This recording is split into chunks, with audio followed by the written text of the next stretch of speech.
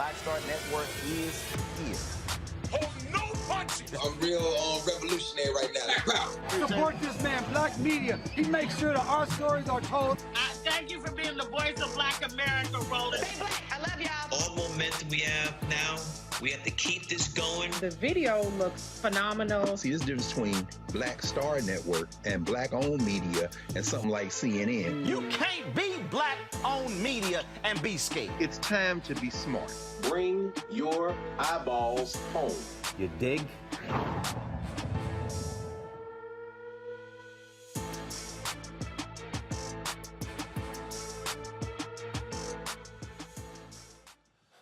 All right, folks, I'm back from Liberia. Today is Thursday, February 24th, 2022. Coming up on Roland Martin Unfiltered, streaming live on the Black Star Network. Guilty, guilty, guilty.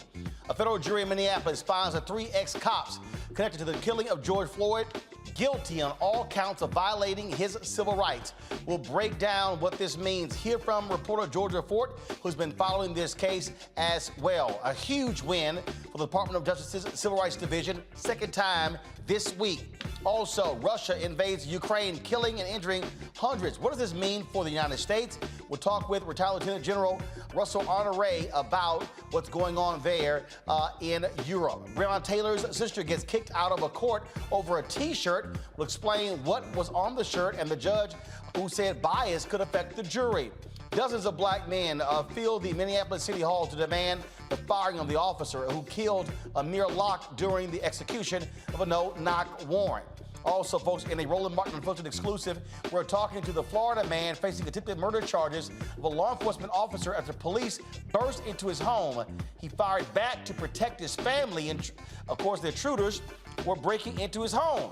His 1-year-old was injured after falling out of a police cruiser. Folks, there's a lot going on in this case. He and his lawyer will be here to unpack all of it. Plus, Texas Lieutenant Governor, he wants professors to lose tenure if they teach critical race theory. I told you what the white Republicans were all about. We'll break down what's happening there in my home state. Folks, it is time to bring the funk on Roland Martin Unfiltered on the Black Star Network. Let's go.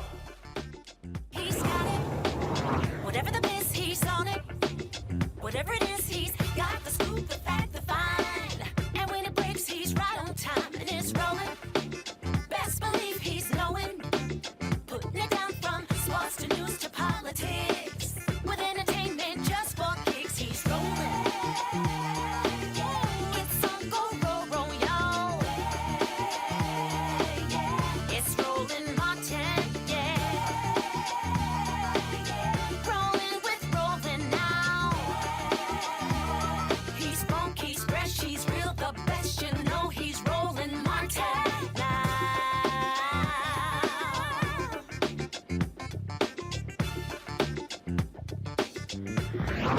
Martin.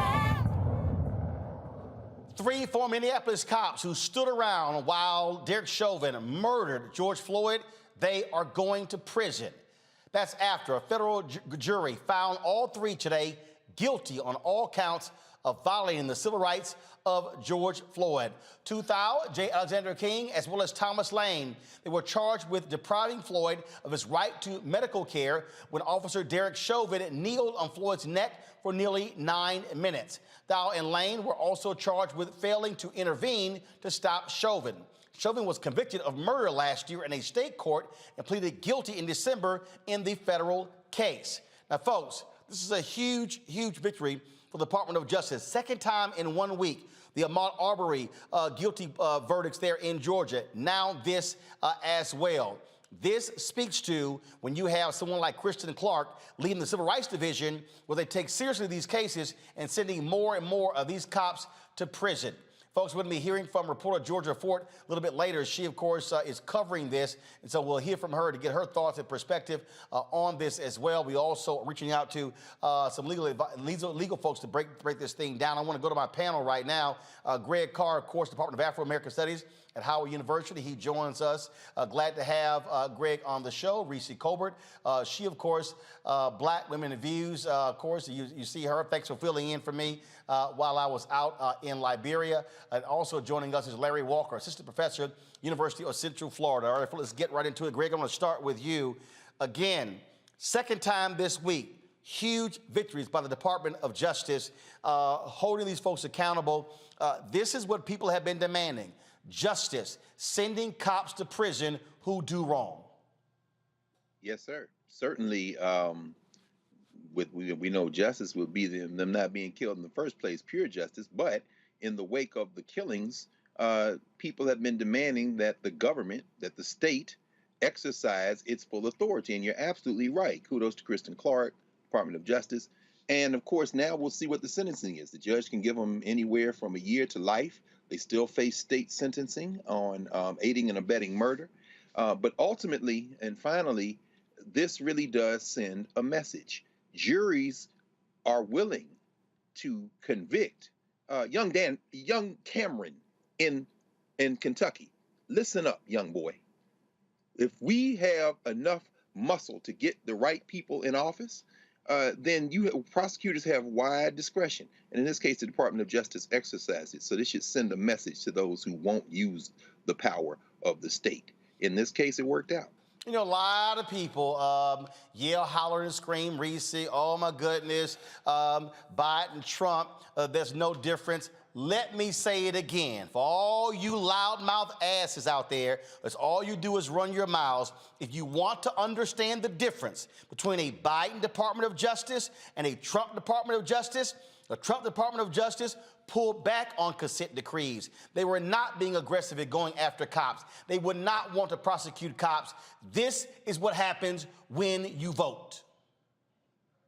Absolutely. It makes a huge difference who is running the DOJ. And I know Merrick Garland gets a lot of, crap because he hasn't brought charges and people aren't aware of an investigation about Donald Trump. But this is what we really care the most about, which is the civil rights of Black people in this country.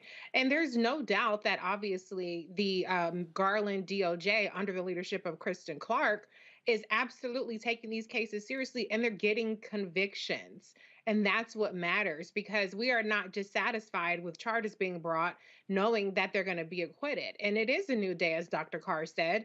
Maybe this will put some fear into some folks, and to see that even if you don't get charged with murder or manslaughter, these civil rights charges are going to hold you accountable one way or another. So as much as the Daniel Camerons of the world are on the side of the cops, the U.S. Department of Justice is saying that this is over, no more. The thing here, Larry, that I think is important, and that is when we talk about justice, when we talk about these civil rights convictions, this sends a message to every single cop out there. If you stand around and you watch one of your fellow cops commit an act of wrongdoing, even you can go to prison. The failure to intervene was an important charge here.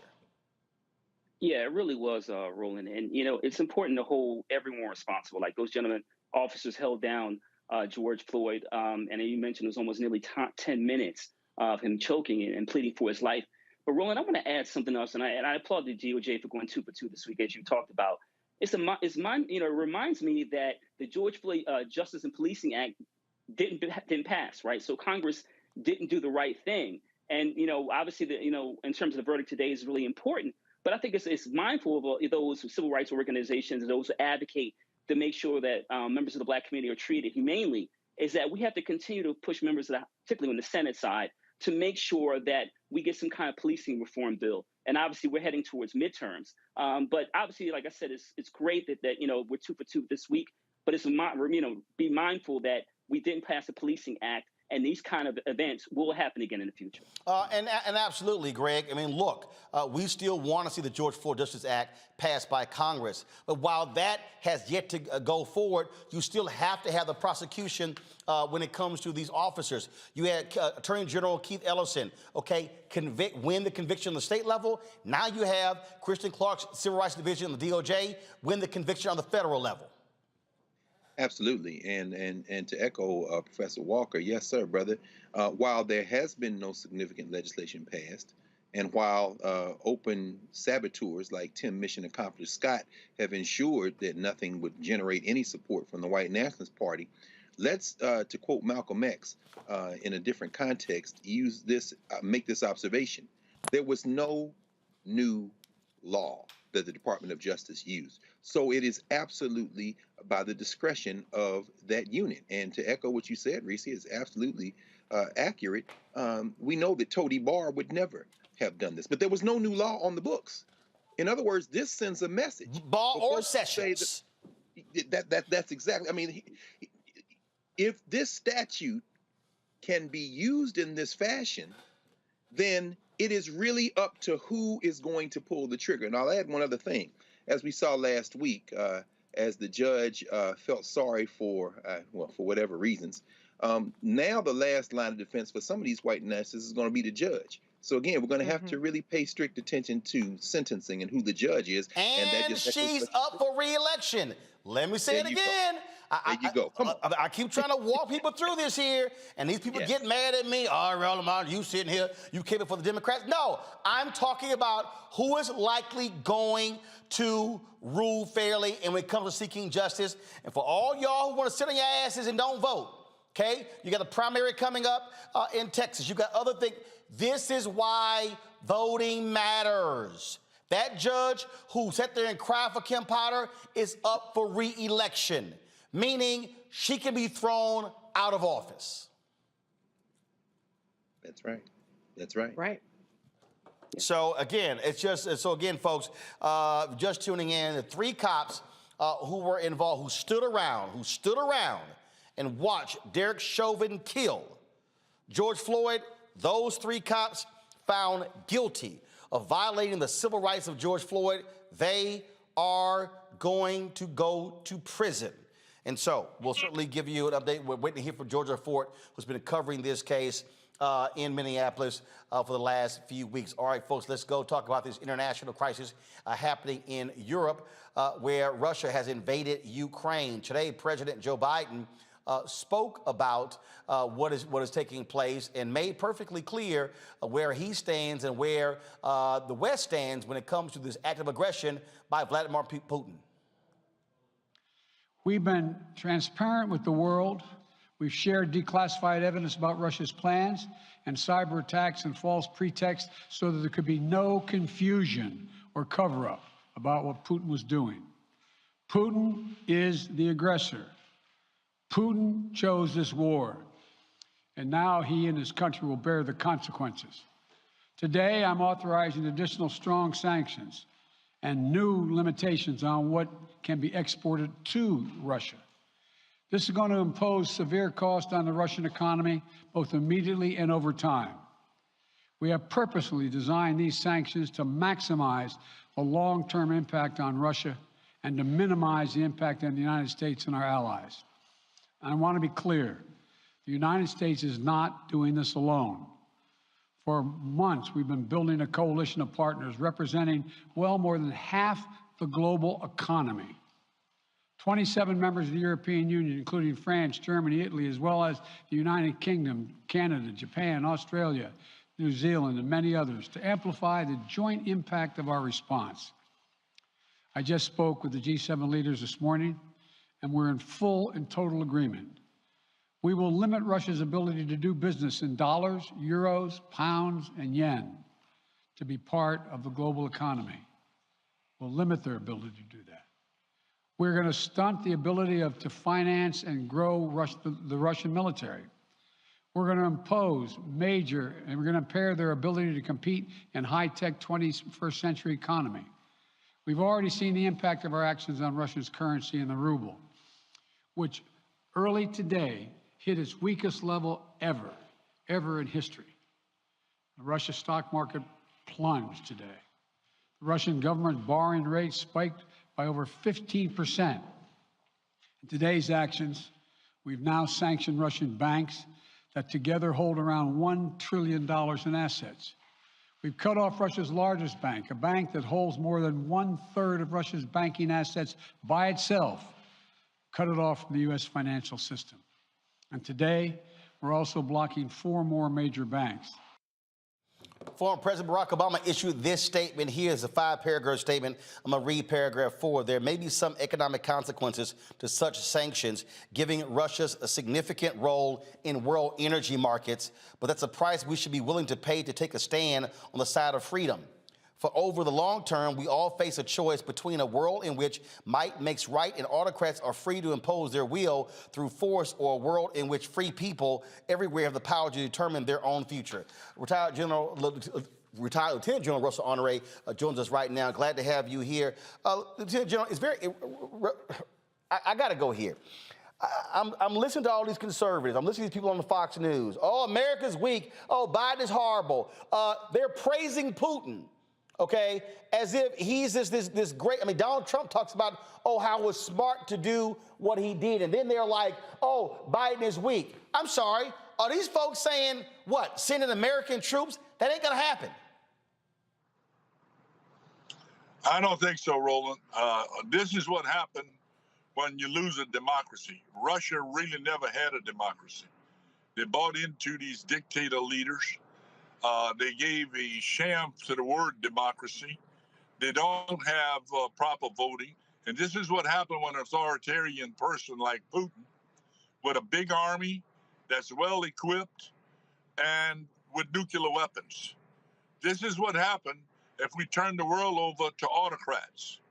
Just think about if we end up and we lose our democracy here in America and we get a president that's a dictator that can overrule all of the laws in the country and decide he want to go take Canada or go take Mexico. This is why we have to work hard and vote, as you say, and save our democracy. You know, for 80 years, we've kept peace in Europe. At one time, we had 500,000 men and women in Europe. And after the Cold War, we drew that down. And under Donald Trump, we drew it down even more. We have the lowest number of soldiers and sailors, airmen, and Marines we have in Europe in 80 years. And here's what's happened. He took an opportunity. He is a thug with nukes, is the bottom line of what Putin is. He is a thug with nukes. And now he's invaded this country that don't have the equipment he has because they were just defending their borders. And here he has invaded them and now threatens to overturn their government, which he will do at the pace he's going now, even with an insurgency following. So what should the American response be? Because again, when I listen to all these Republicans, I keep hearing them, and I was just challenging Armstrong Williams, who was complaining. I said, okay, what's y'all plan? John James, who's running for Congress in Michigan, keeps saying, oh, we should be doing more. Okay, like what? Well, one thing, we need to reset NATO. We need to declare Russia the enemy in NATO. For years, we have treated Russia with kid gloves and traded with them. We need to isolate Russia. The president is on way to do that with some of the measures he set, but we need the globe to isolate Russia from any technology. We can go as far as sending their students back home and expelling their diplomats. We have to make this painful and shameful for what Russia has done. The next thing we can do is build our army back in Europe. We took the Corps headquarters out. That's a 3-star headquarters. We reduced the 4-star headquarters to a 3-star headquarters because everybody thought we had peace and we didn't want to pay for the defense of Europe. But when Europe goes to war, the world go to war. World War I, where did it happen? World War II, where did it happen? And now we're on the eve of World War III. We need to get our defenses back in Europe. So they mentioned the sanctions. Do you believe that those sanctions are going to have an impact? By all economists, yes. I don't think it'd be in time to save Ukraine in its integrity the way it is now, Roland. But it's going to take time. It will have an impact. I believe the president and his experts. But for the purpose of this invasion, I don't think it's going to have much impact at all in the next 20 to 30 days. By that, overtop the government is what I believe, bro. And for the people, again, I'm already seeing these people, this is going to be an impact on our gas prices. Well, damn. Excuse me if what happens in another part of the world somehow disrupts what happens here, but my goodness, I don't care what. Look, if China does something, Russia does something, we're now living in a global economy. Roland, a message to the American people, to all our people. A lot of them are suffering from disasters and never coming out of poverty. We've got to suck it up. In World War II, we stopped producing cars for 3 years, and gas was rationed. It's not going to get that bad with this war, where we are, but we're all going to have to sacrifice. It's going to cost us more for stuff that we use every day. What the Commerce Department and the government need to do is control the greed that's happening right now with American industry and the CEOs who are patting themselves on the back using this aftermath of the pandemic and now this war to raise prices for no other reason than to raise profit. We're all going to suffer. Look what happened on Wall Street, and it's going to take more plunges. Everybody's going to pay for this war. We're going to suffer during the war with a pandemic on top of it, and we need to suck it up and find ways we individually in our churches, in our communities, that can send hope, prayers, and money to the people in Ukraine. Because if we lose this democracy, that democracy, ours could be next, Roland. All right, then. Retired Lieutenant General Russell Honoré, we certainly appreciate it. Thanks a lot for joining us. Good day, sir. Go to my panel here, Reese. I'm telling you, I'm sitting here and you listen to these crazy right-wing nuts, and for them, Putin is the man. He is there. He is just amazing. Putin is also a white supremacist.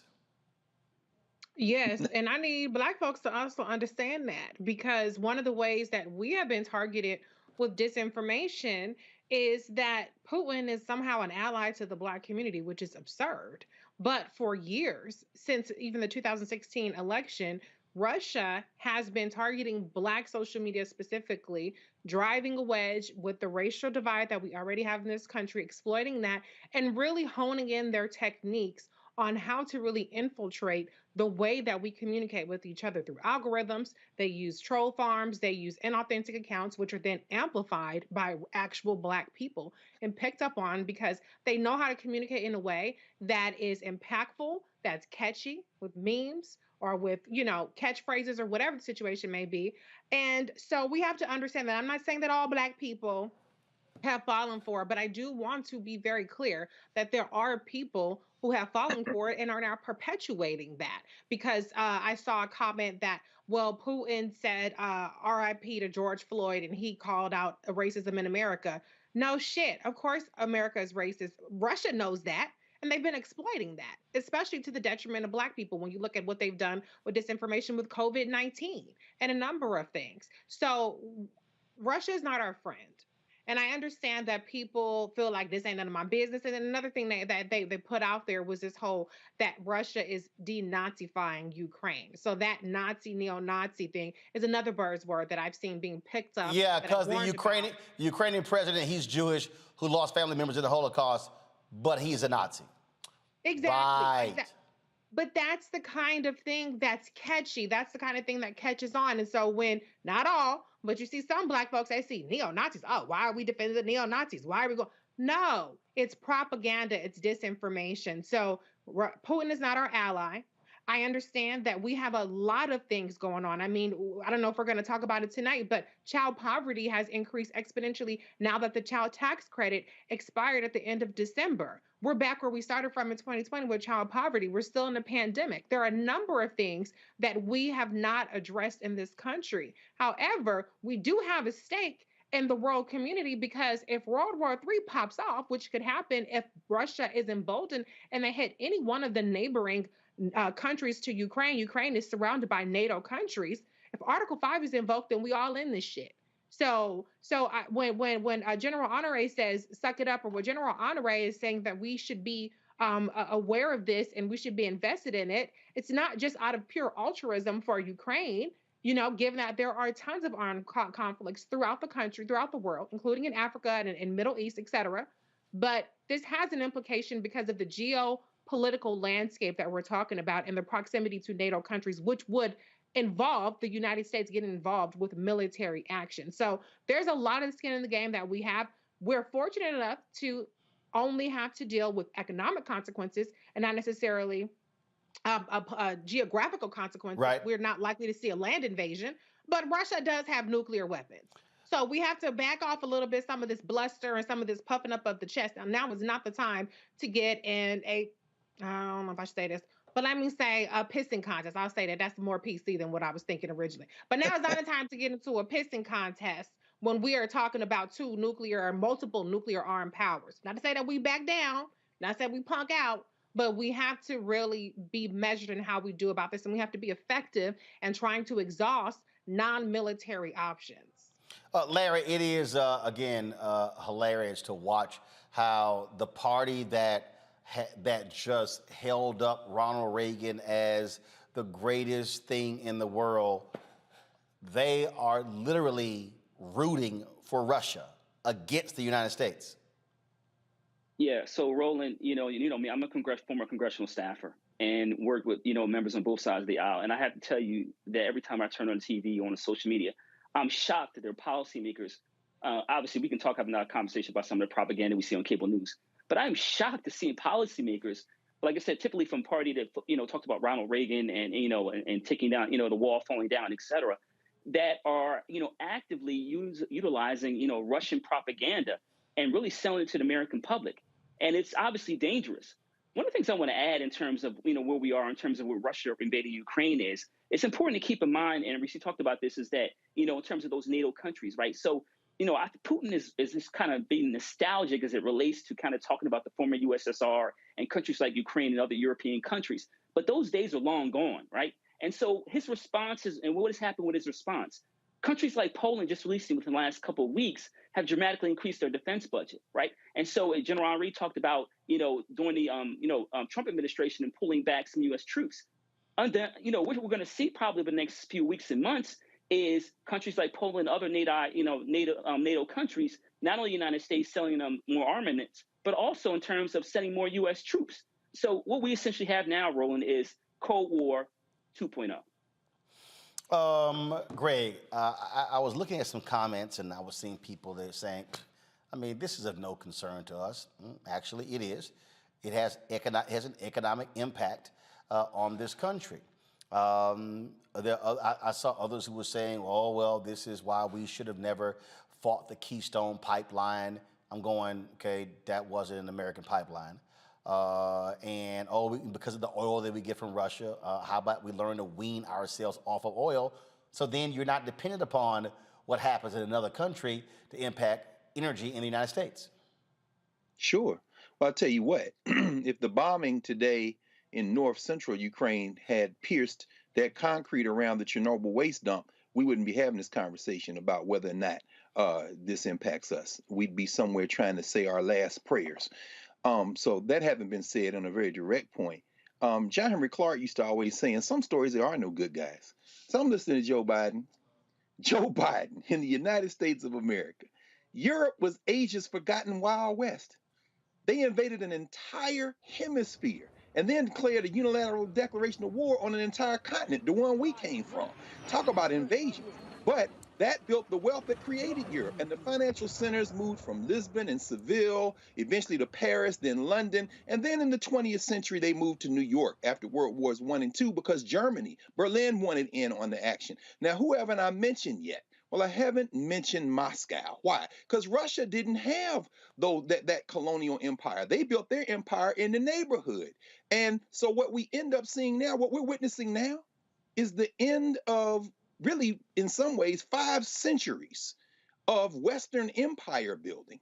They can't, Russell Honore scared the hell out of me. First of all, there is no we. Mm-hmm.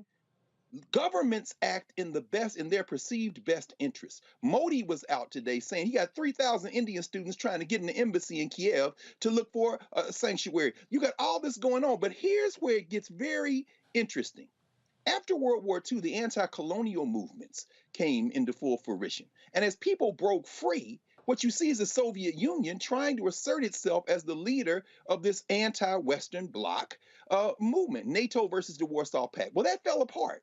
But there's a country I haven't mentioned yet. And that country just finished the Olympics. In fact, Vladimir Putin met with President Xi in China in Beijing a couple of weeks ago. And you know what? You can't stop the Russians. They annexed Crimea in 2014. Honore, please, brother. Don't pull us into this bullshit. I'm going to tell you what's about to happen next. Keep your eye on Taiwan. They are rewriting the map for the next century. China is sitting. In fact, Joe Biden had a shot across the bow today when he said anybody associated with them will be harmed by the stain. Guess what? You ain't even got that. You ain't got that muscle no more, Joe. What we have to understand is we need to become cognizant of world politics. It all affects us. And I want to say one other thing.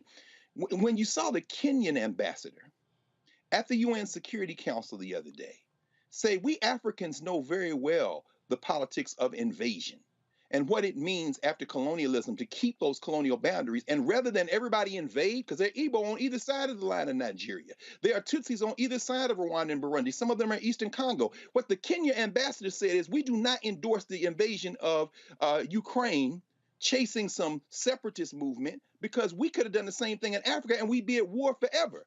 I should say one other thing. Those white nationalists in the White Nationalist Party, of course they embrace Putin. Putin is a racist. Putin is looking at Ukraine the same way the white nationalists look at us. Look at the four of us. There's no such thing as an American. Will y'all please stop believing in fairy tales? These people have sworn an oath. It's either white supremacy or ruin. And that's Russia, and that's Florida, and that's Texas, and that's the whole white nationalist party. That's it.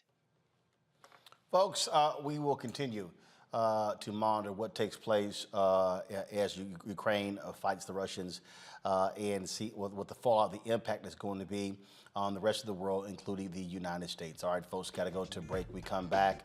More on Roland Martin Unfiltered right here on the Black Star Network. We also are going to open the phone lines, get your thoughts about the trial of the three ex-officers found guilty for standing around, doing nothing, failing to intervene as George Floyd was killed by one of their own. Pull the number up, please, so we can show it for folks to be able to call in. Remember, if you're a member of our Bring the Funk fan club, you get to call in as opposed to other folks who have not supported us. That's one of the perks. Okay, we have the number? All right.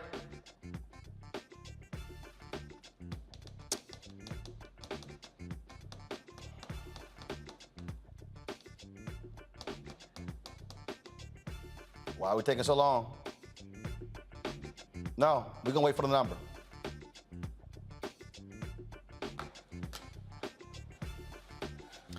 (202-890-1199). Call 202-890. Pull the graphic up, please. Thank you. 202-890-1099. 202. If y'all can get rid of that thing on the side, please, that'll be great so we can see it. Thank you. So, folks, if you remember the Bring the Funk fan club, call 202-890-1199. 202-890-1199. Y'all can share your thoughts about, again, the three officers, ex-cops found guilty in the death of George Floyd. You can also talk about Russia, Ukraine. Anything that's on your mind, please give us a call. I'll be back on Roland Martin Unfiltered in a moment.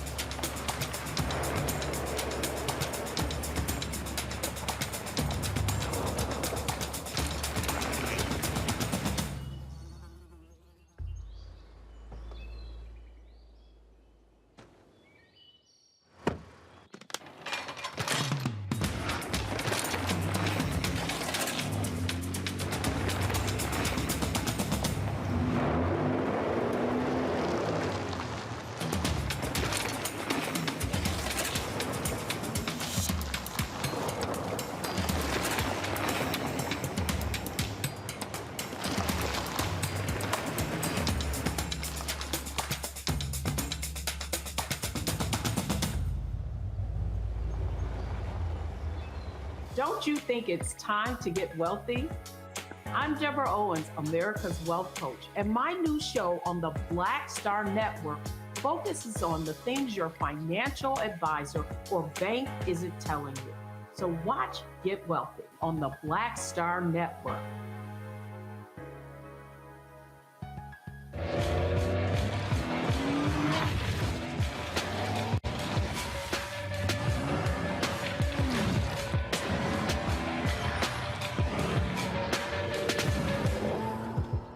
I'm Dr. Greg Carr, inviting you to take your seat at the Black Table, and we'll be discussing the past, present, and future of Black History Month. But we need to understand what the principal ask is of African people to understand themselves. Take your seat and join the conversation, only on the Black Star Network. So what's up? This is your boy, Earthquake. Hi, I'm Chaley Rose, and you're watching Roland Martin Unfiltered. All right, folks, the American Taliban, they are at it again.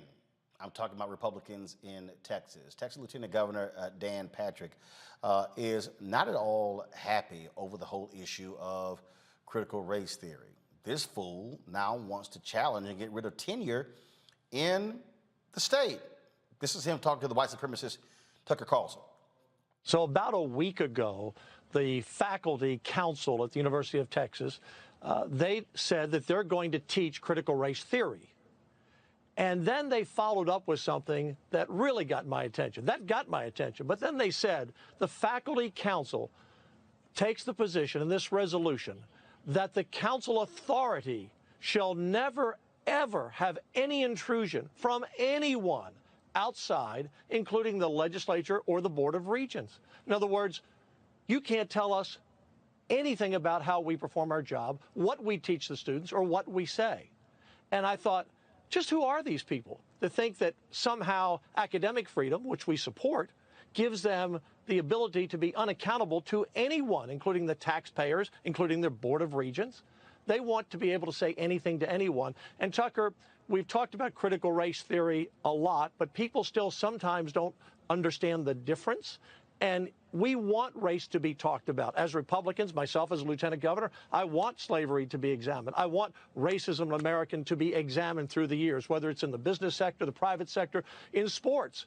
But critical race theory doesn't teach that. It teaches that because you're white, you're a racist, and because you're a person of color, you're a victim.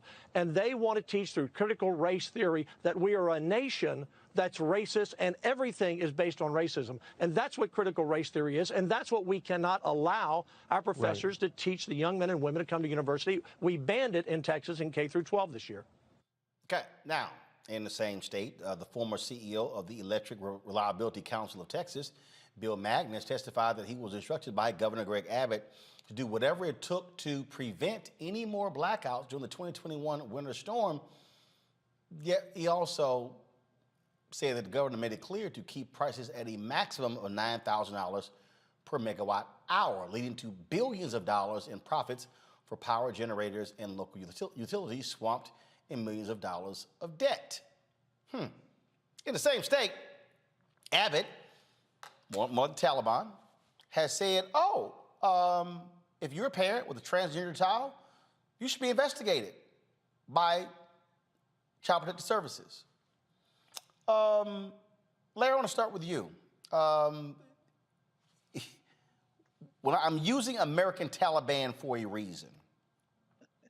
And when you look at not just what's happening in Texas, you look at this gay bill in Florida at the House just passed, where they're targeting, where literally the bill says that students who are gay can be outed by the schools.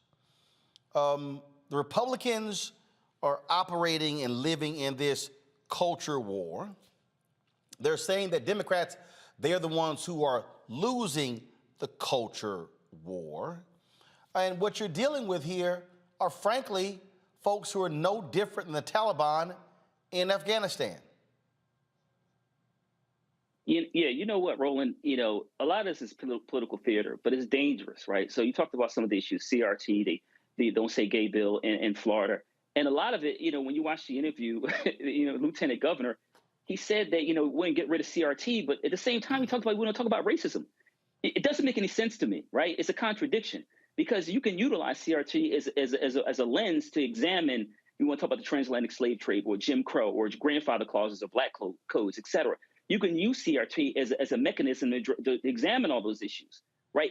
And also this idea of academic freedom. It doesn't make any sense. If you believe in academic freedom, then people who teach about use critical race theory or any other framework should have the opportunity to talk to students about some of these issues. And listen, as Roland used the phrase culture war, and as people of African descent in this country, it's been 400 plus years in terms of dealing with the challenge, economic, political, social challenges in this country.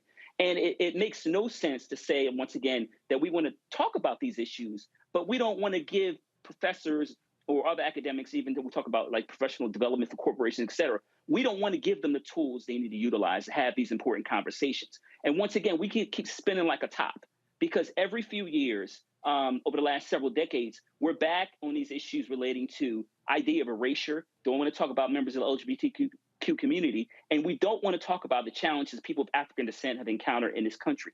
And we have to have open dialogue, because once again, if we don't, we talk about the same issues impacting and negatively impacting the Black community. We talk about policing, or we talk about banking and discrimination, or we talk about Black professors, because really we're talking about primarily is Black professors at post-secondary institutions having the academic freedom to talk about a variety of issues. So now we need to confront these people and tell them that if you believe in democracy and equity, then you cannot say that you can't have a conversation about critical race theory. Really, we know race is the real issue here, that you can't have a conversation about CRT and other devices that challenge course students and unpack this country's history. See, Greg, people need to understand, and I'm using, again, American Taliban for a reason. Florida had a couple of bills. One of them was the Stop Woke Act, which says that if there's any discussion or any corporate training that makes people uncomfortable about race, it has to stop.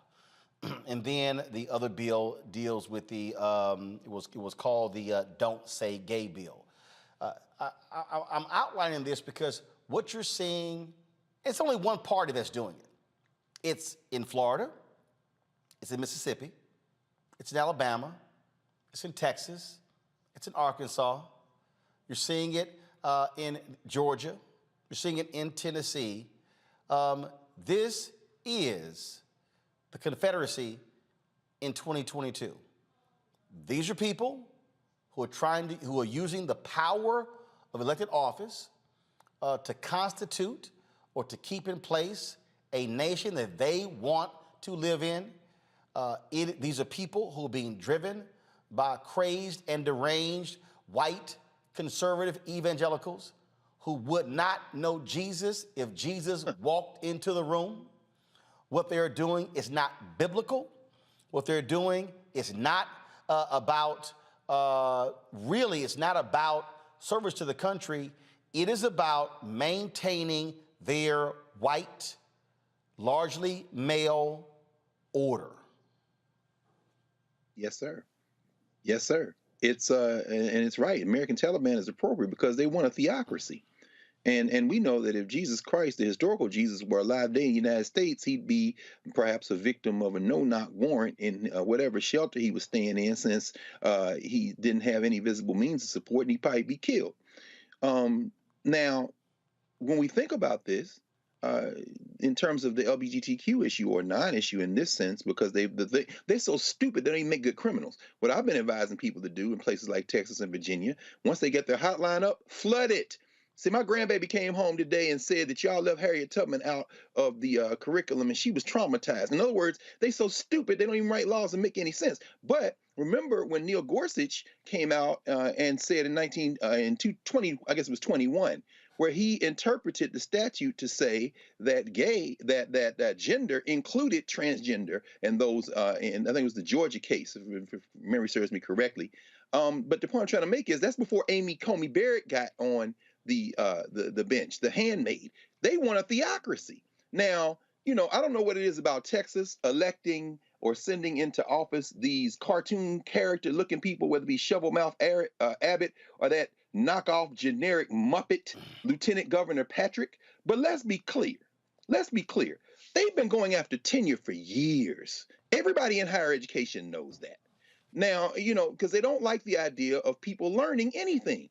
This kind of white nationalism relies on ignorance. It feeds on ignorance. And the irony, of course, is when the Texas Austin faculty senate voted 41-5 for their resolution, one of those people who voted or who represents that is Kevin Coakley, a brother, who is the chair of Ed Psych at the University of Texas, Austin, who's a strong supporter and teaches an element of critical race theory, and our frat brother, who is now at the University of Kentucky, Greg Vincent, who I went to law school with. Greg Vincent taught a critical race theory class at the law school a few years ago. Why am I bringing that up? Texas will, if they get their way, not only damage their higher ed system, any self-respecting academic won't want to work in the state of Texas, which is part of their plan.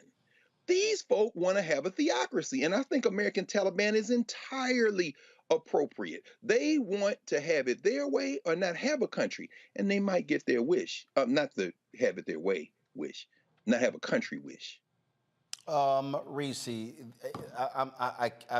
this is important when you look at all of these different stories, because again, those who are in power are the ones who are wielding it.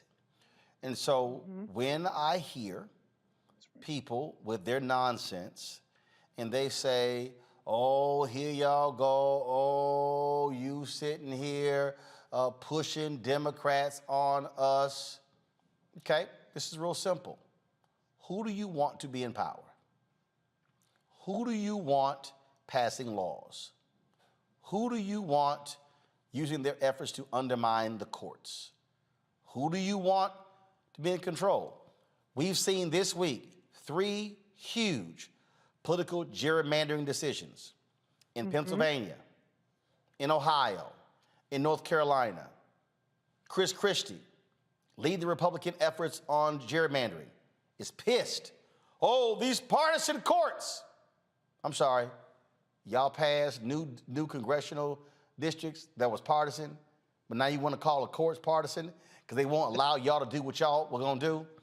And here's the deal, in Ohio, that's a 4-3 Republican majority on that court. North Carolina, 4-3 Democratic majority. It's a Republican majority in Pennsylvania. But see, they don't want nobody to know all of that sort of stuff. What people need to understand is, again, these white conservative evangelicals do not care about Jesus. They don't care about the poor. They don't care about black people. They care about power. Right. And let me tell you something. The Republicans are giving big, who gonna check me, boo energy. Because what they're banking on is that they are able, and they're being successful in some places like Texas and Mississippi, gerrymandering it to hell to the point to where black people's votes are diluted or completely disregarded. And what they're doing is deputizing. One of the key themes that I'm noticing, if you look at the abortion restrictions in Texas, if you look at the hotlines that they're setting up, don't say gay hotlines, the CRT hotlines, the mandatory forced reporting of transitioning trans kids, all of these measures are about deputizing their white supremacist followers and weaponizing these laws in a way to exert their will, as you said. And as Dr. Carr said, a theocracy. And this is what it's all about. It's about suppressing differences. As Dr. Walker and Dr. Carr pointed out, it's about undermining black faculty, because that's who they expect to be most impacted by this. They expect, and I believe it, I forget whether it was you or Dr. Carr that said, Dr. Carr, won't even want to go to Texas and teach there. Who wants to be bothered with Texas got damn abortion laws that's fucked up? They got CRT laws that's messed. You could go on down the list of everything messed up. The power grid is messed up. Like, Texas is a hot ass mess right now, and your vote don't count. But what they're banking on across the country is that Democrats are going to sulk their way through, not getting everything on their checklist, and be demoralized. And when they're not demoralized, actually suppressed in terms of their vote, the structural suppression of their vote. And they're going to continue to exert their white minority power over the entire country. So it's on us and how we respond. I'm not terribly optimistic in Texas. There's primaries going on right now for governor and a number of things, but I'm not terribly optimistic, because what I see is the energy about, and that's fine if this is your opinion, but cancel student debt, or the energy is about this bill that didn't pass and that bill didn't pass. Meanwhile, the Republicans are leaving no stone unturned in terms of remaking the way of American life in their states. So we have to respond with full force. And at a minimum, the least you can do is vote their asses out. Well, I've said to people continuously, if there is any Republican who is supportive of Donald Trump and MAGA, they got to go. I don't care who they are and what they do, they got to go. All right, folks, when we come back, we're going to tell you this, give you this exclusive. This story out of Florida is unbelievable. Father is trying to protect his family. Now he's charged with attempted murder for protecting his family? Really? Wait till we unpack this story, folks. And if you want to understand why black-owned media matters, this story next explains it to you. I've said this, and I'm not even going to waste my time getting into the petty, childish stuff with some of these black gossip blogs out here. But, folks, one of the reasons why you need to support Roland Martin Unfiltered, because we do factual news. We don't just post crap to get clicks. We don't do gossip. We don't do mess. We do real news. That's what we do. Always have, always will.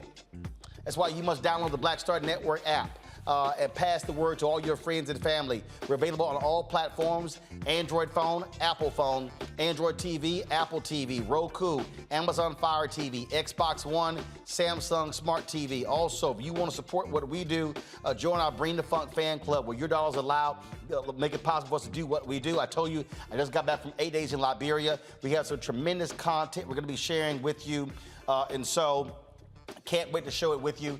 Of course, Cash App is, first of all, guys, that's the wrong graphic. Where's the one with the address? I told you how to get rid of that one. I told you that. Control room, I need y'all to get it together. Thank you. P.O. Box 57196, Washington, D.C., 20037. P.O. Box 57196, Washington, D.C., 20037. Cash App is $RM Unfiltered. PayPal is R Martin Unfiltered. Venmo is RM Unfiltered. Zelle is Roland at RolandSMartin.com. Roland at RolandMartinUnfiltered.com. I'll be right back.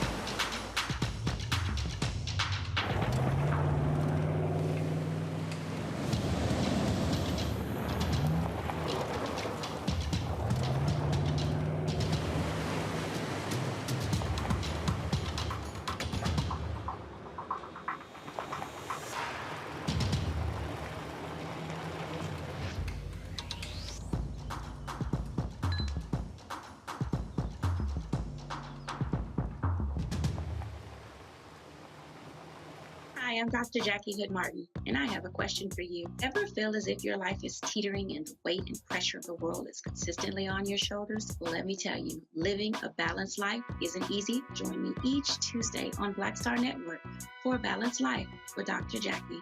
We'll laugh together, cry together, pull ourselves together, and cheer each other on. So join me for new shows each Tuesday on Black Star Network, A Balanced Life with Dr. Jackie.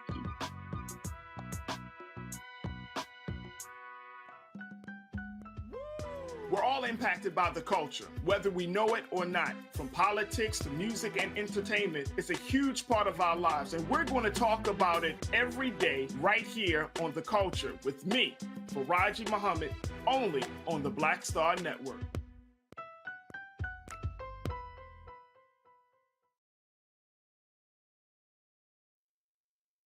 You read about it in history, You know, you talk about, you see it on our side, you know, of the United States, but to actually come here and see where this story of slavery started, and connecting the dots is just a wow factor for me right now.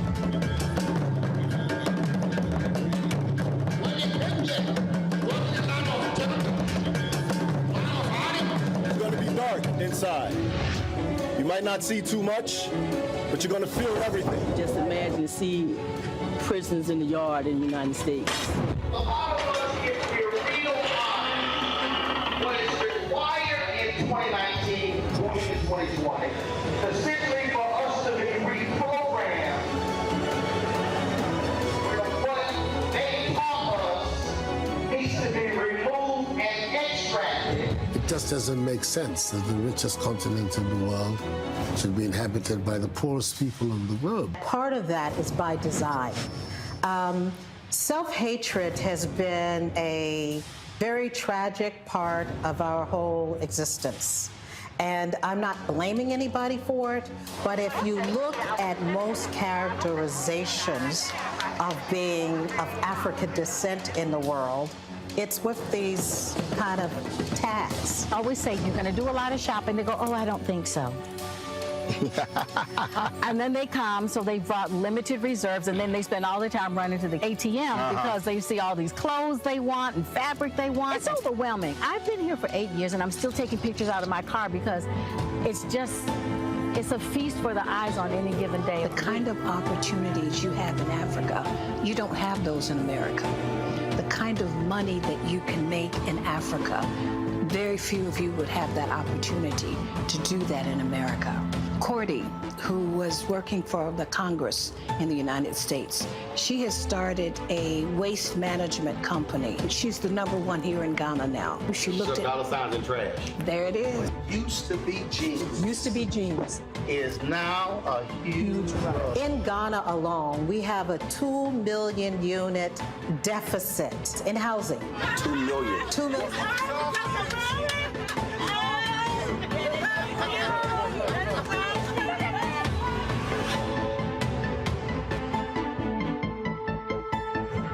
Seven of the 10 fastest growing economies right now are African nations.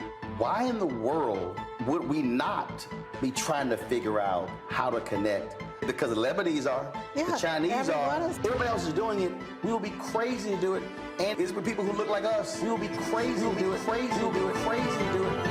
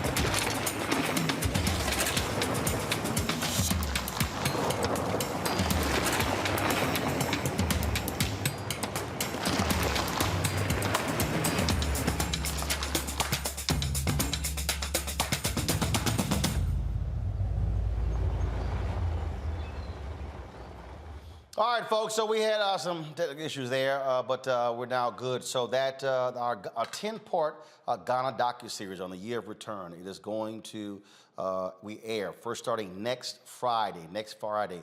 Our next edition of Rolling with Roland is going to be on Wednesday. But of course, the first part, you don't want to miss it, folks. We have some amazing stories. You saw that promo right there. I'm really looking forward to you getting a chance to see what we covered there when we went to Ghana. And of course, over the next several weeks, you also see more of the stories that we did there in Liberia, including next week, we'll be airing my interview with President George Weah. We sat down for a one-on-one interview, and so really look forward to showing you that as well, plus some other interviews that we did there in Liberia. And shout out to the people in Liberia. This is Greg. You see this is one of the outfits they gave me. So I know you want this black and gold, Greg. I know. Bruh. I saw you peeping it. Bruh, but Roland, you know the other thing too, bruh. Every African country you go to has a little different style. That style right there, that's the Liberian style, and it is cold-blooded. I know you got the pants with it too. I know you. I didn't get the pants, but they did give me a whole bunch of fabrics. So I can have some pants made. So don't worry about it. Don't worry about it. That's gonna happen. That's gonna happen. So folks, I really look forward to showing y'all this here. Again, we don't only keep in mind the reason we call this Black Star Network was named after the cruise line, the Marcus Garvey. That was the inspiration because he wanted to connect African Americans in the country with the African diaspora, and that's really how we're utilizing the Black Star Network app. Being able to showcase stories that other people are not covering. I told y'all I don't waste time with gossip and all that sort of stuff. I leave it to other people. We do real journalism here, telling real stories, such as the next story here, which is a Black Star Network exclusive, folks. So check this. This is an amazing story. It's a crazy story, but also speaks to what we face as African Americans. Okay. For the first time, a Florida father is facing charges of attempted murder of a law enforcement officer. And he's speaking out. Folks, on February 3rd, Corey Marino Jr. was at home with his 2 children when the cops entered his home. Startled, he fired his gun, assuming it was intruders. While Corey was in custody, the kids were placed in the back seat of a police vehicle waiting for their mother. Police say the 1-year-old was leaning against the car door when an officer opened it. The child fell out of the car, sustaining several facial injuries. We're joined right now on the show by Corey Marino Jr. and his lawyer, James Bryant. They join us from Florida. Also joining us is Moya Dixon, as well as attorney Rodney Diggs. And so glad to have all of you on the show. So Corey, I need to start with you because what happened? Describe for us what took place when you're at home and all of a sudden cops burst in. Walk us through what happened.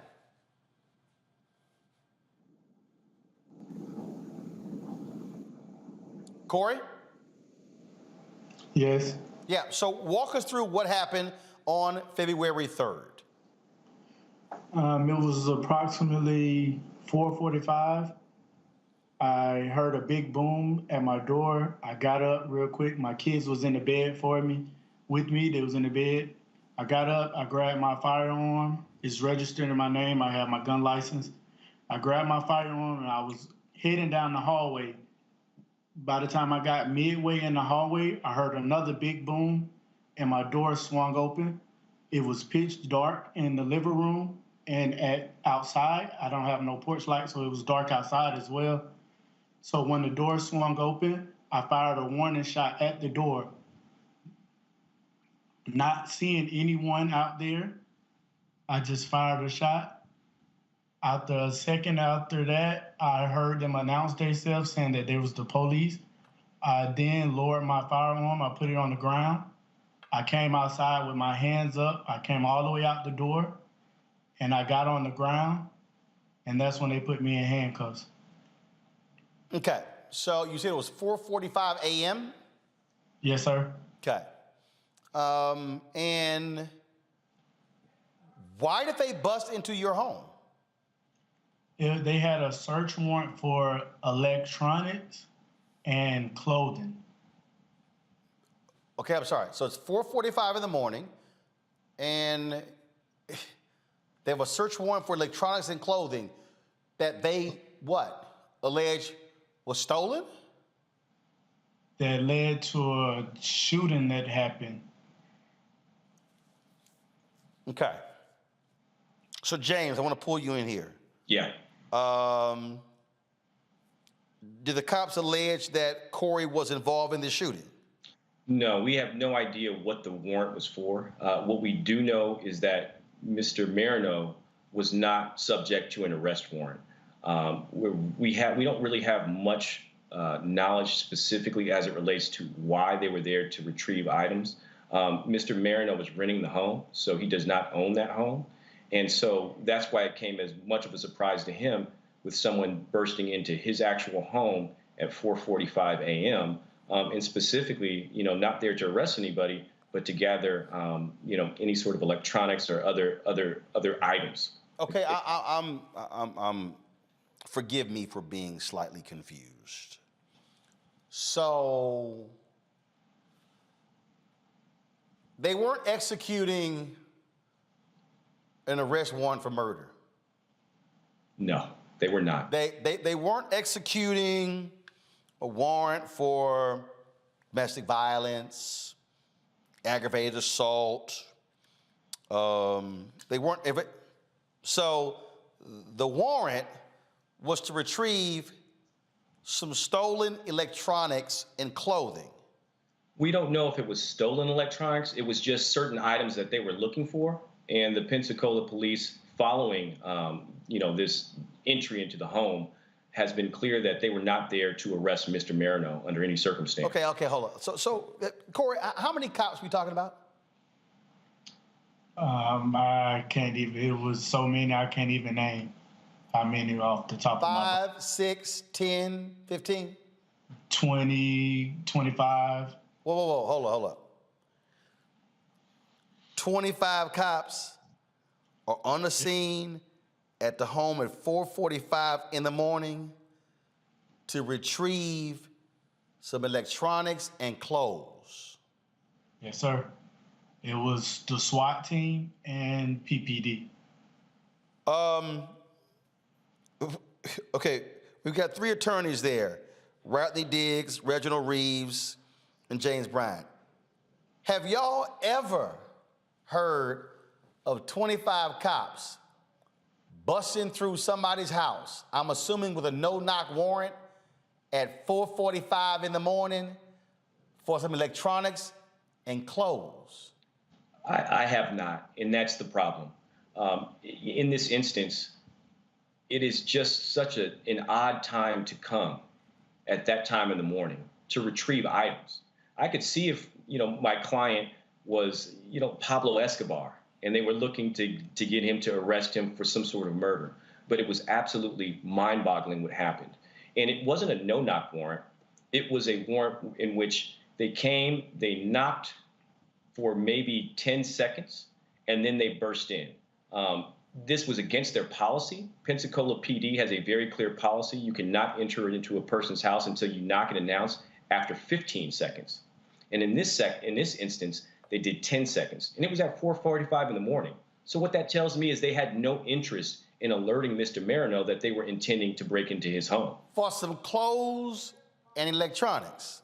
Correct. Okay. I'm still trying to understand here, and if anybody is 5 of y'all, maybe y'all can really explain this to me.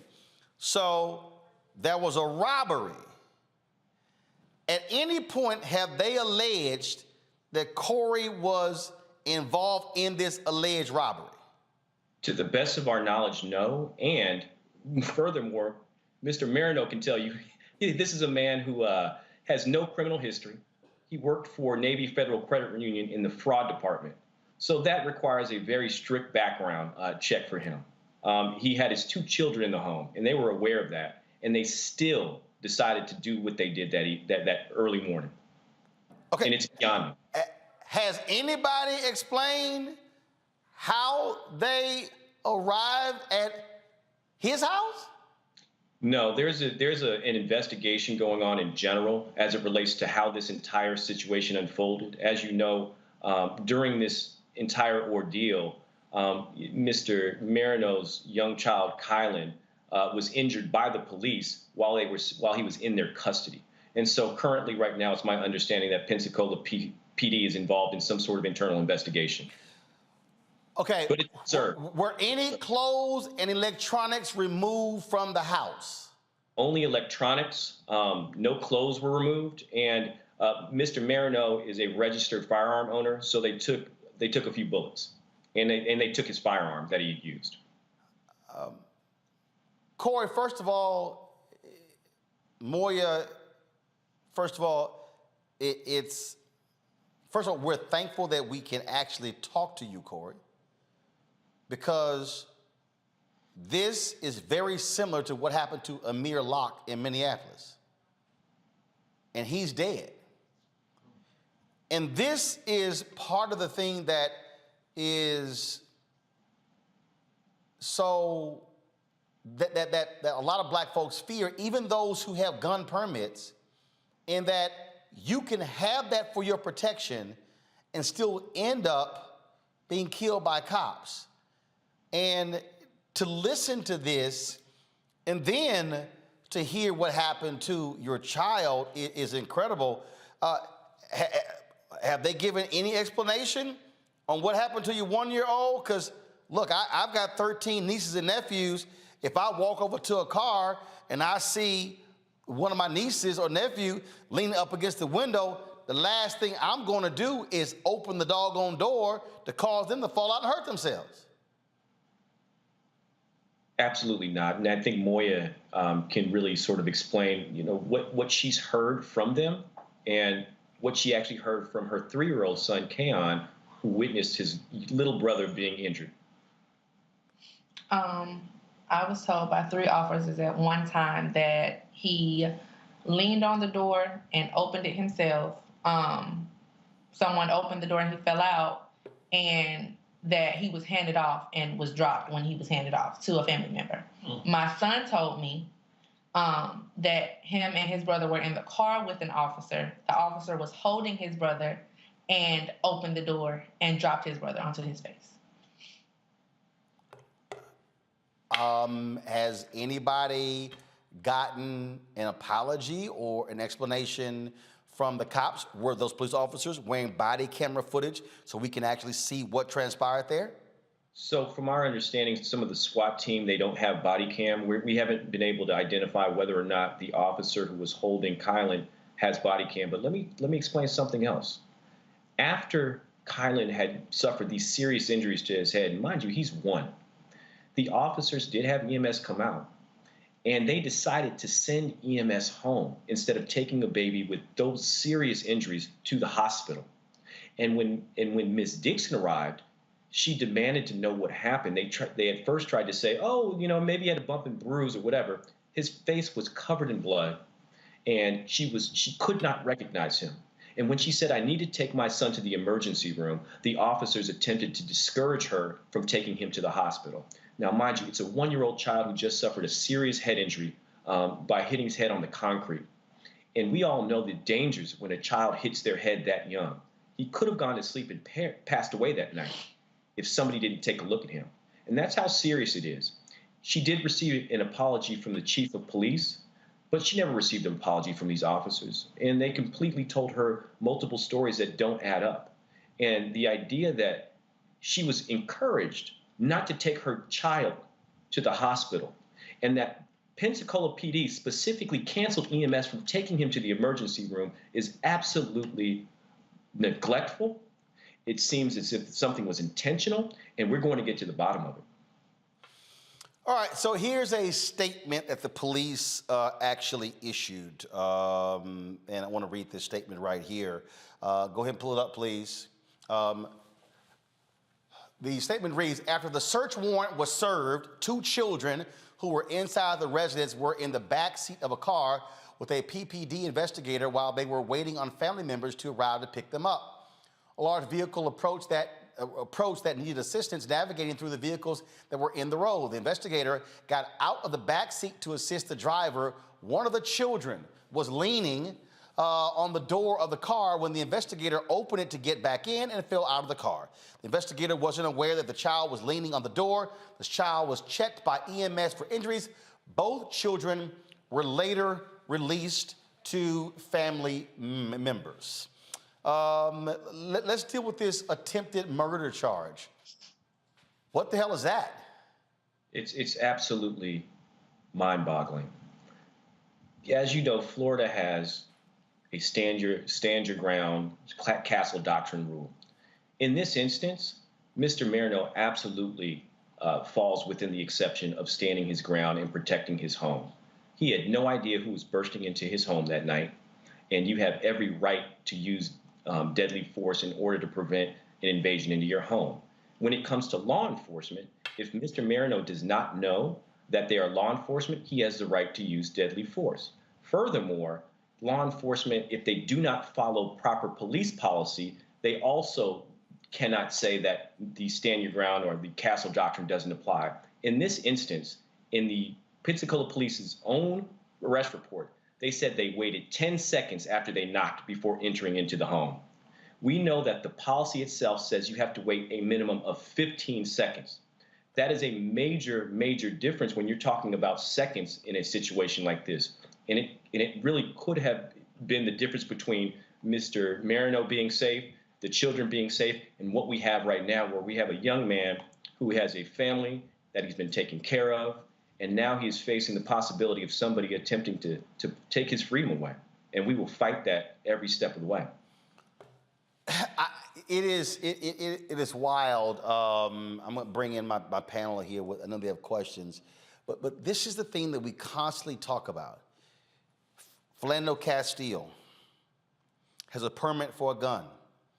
Tells the cop, I got a permit. He ends up dead. Amir Locke had a permit for his gun. Cops bust in. Of course, they don't even show. He doesn't even point at anyone. He ends up dead. And same thing. The young man who was with Breonna Taylor, who fired, they charged him with attempted murder, and charges were later dropped. I'm just trying to understand. A black man in his house, and folks bust in at 4:45 in the morning, can't protect himself, and he gets charged with attempted murder?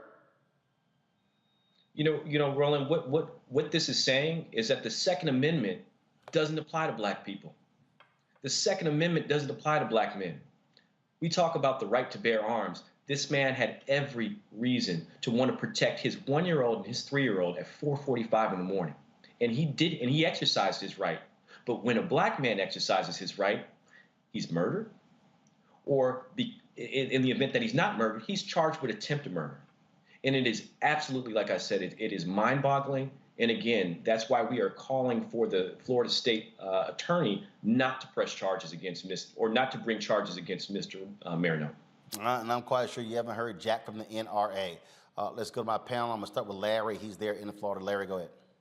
Any questions? Yeah, first of all, I'm glad that, he didn't end up, police didn't engage him in the kind of way that we would be having a different conversation. Let me say that, first of all, particularly as a father, right?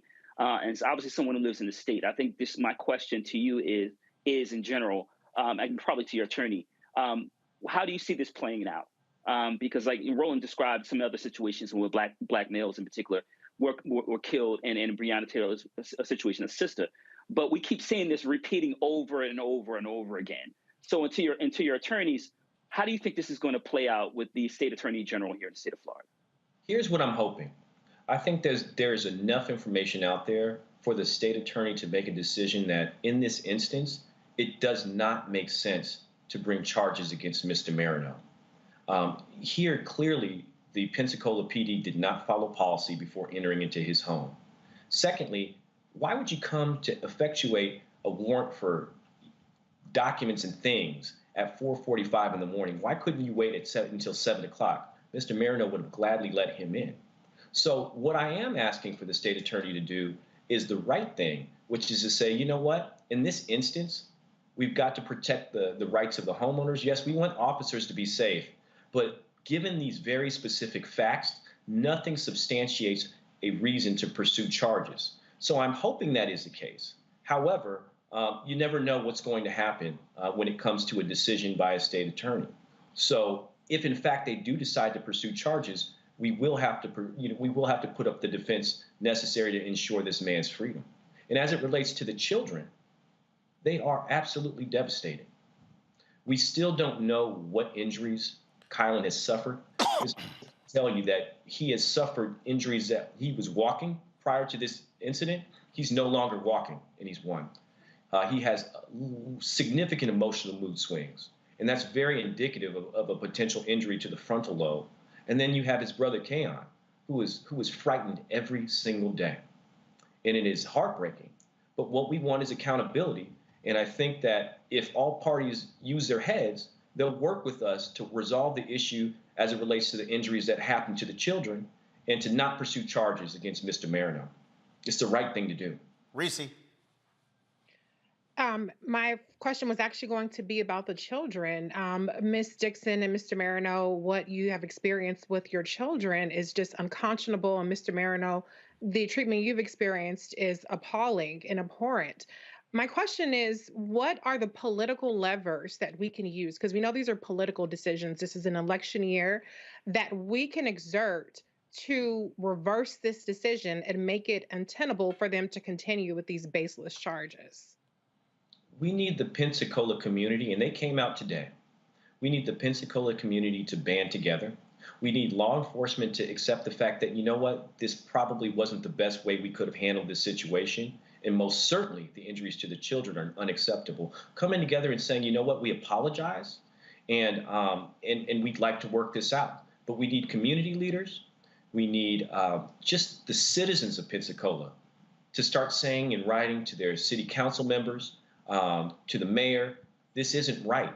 And we stand by Corey, and we stand for justice. We stand by Kylan, we stand by Keon, and we stand by Moya.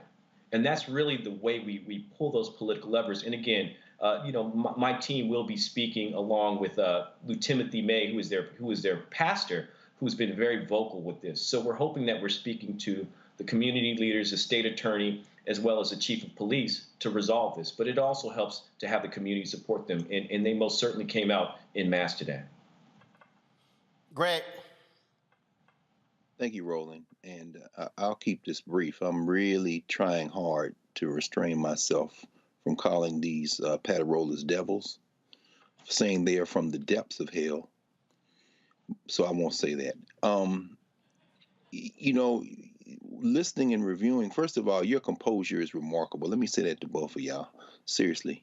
And thank you for that. And I realize, Counselor, that that's a major point in this. Reading about this case sent me to the UN's definition of torture.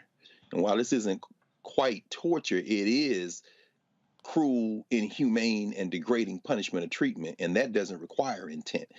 My question, I think, is in line with Reese's, and you answered Reese's question, which leads me to a different question. How can we internationalize this so that it isn't just the citizens of Pensacola? Because, enough is enough. You've attacked a baby. At this point, we need to rain fire on them. And so, I know this is part of his Congressional Black Caucus, the NAACP, the church's denominations. What can we do to make these Patarollas famous? Because they did drop the charges against, as you mentioned, Kenneth Walker and Breonna Taylor's case, and I expect they're going to use it. Are they trying to use it for leverage, whatever? But the more this spotlight shines on them, let us burn them with fire with this spotlight. Is that part of your strategy as you move forward? Absolutely. That is why we're here. I mean, they retained us because we do not have any fear of anyone or anything when it comes to fighting for the constitutional rights of people around this country, specifically this Black family, and specifically the challenges that Black people have faced where their civil rights are completely being trampled. And what I'm also going to say is this: we will bring hell.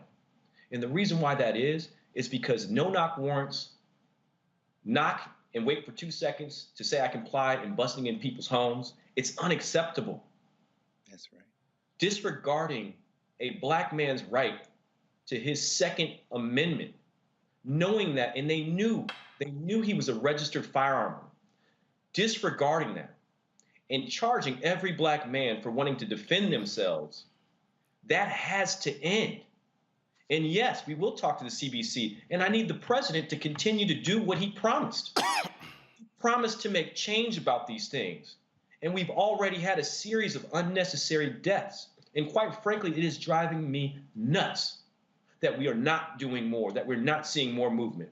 We saw the George Floyd bill die. It is time for all of us around this country to once again band together to put an end to no-knock warrants, to put an end to knock and entry where you do not give that person enough time to even know what's going on.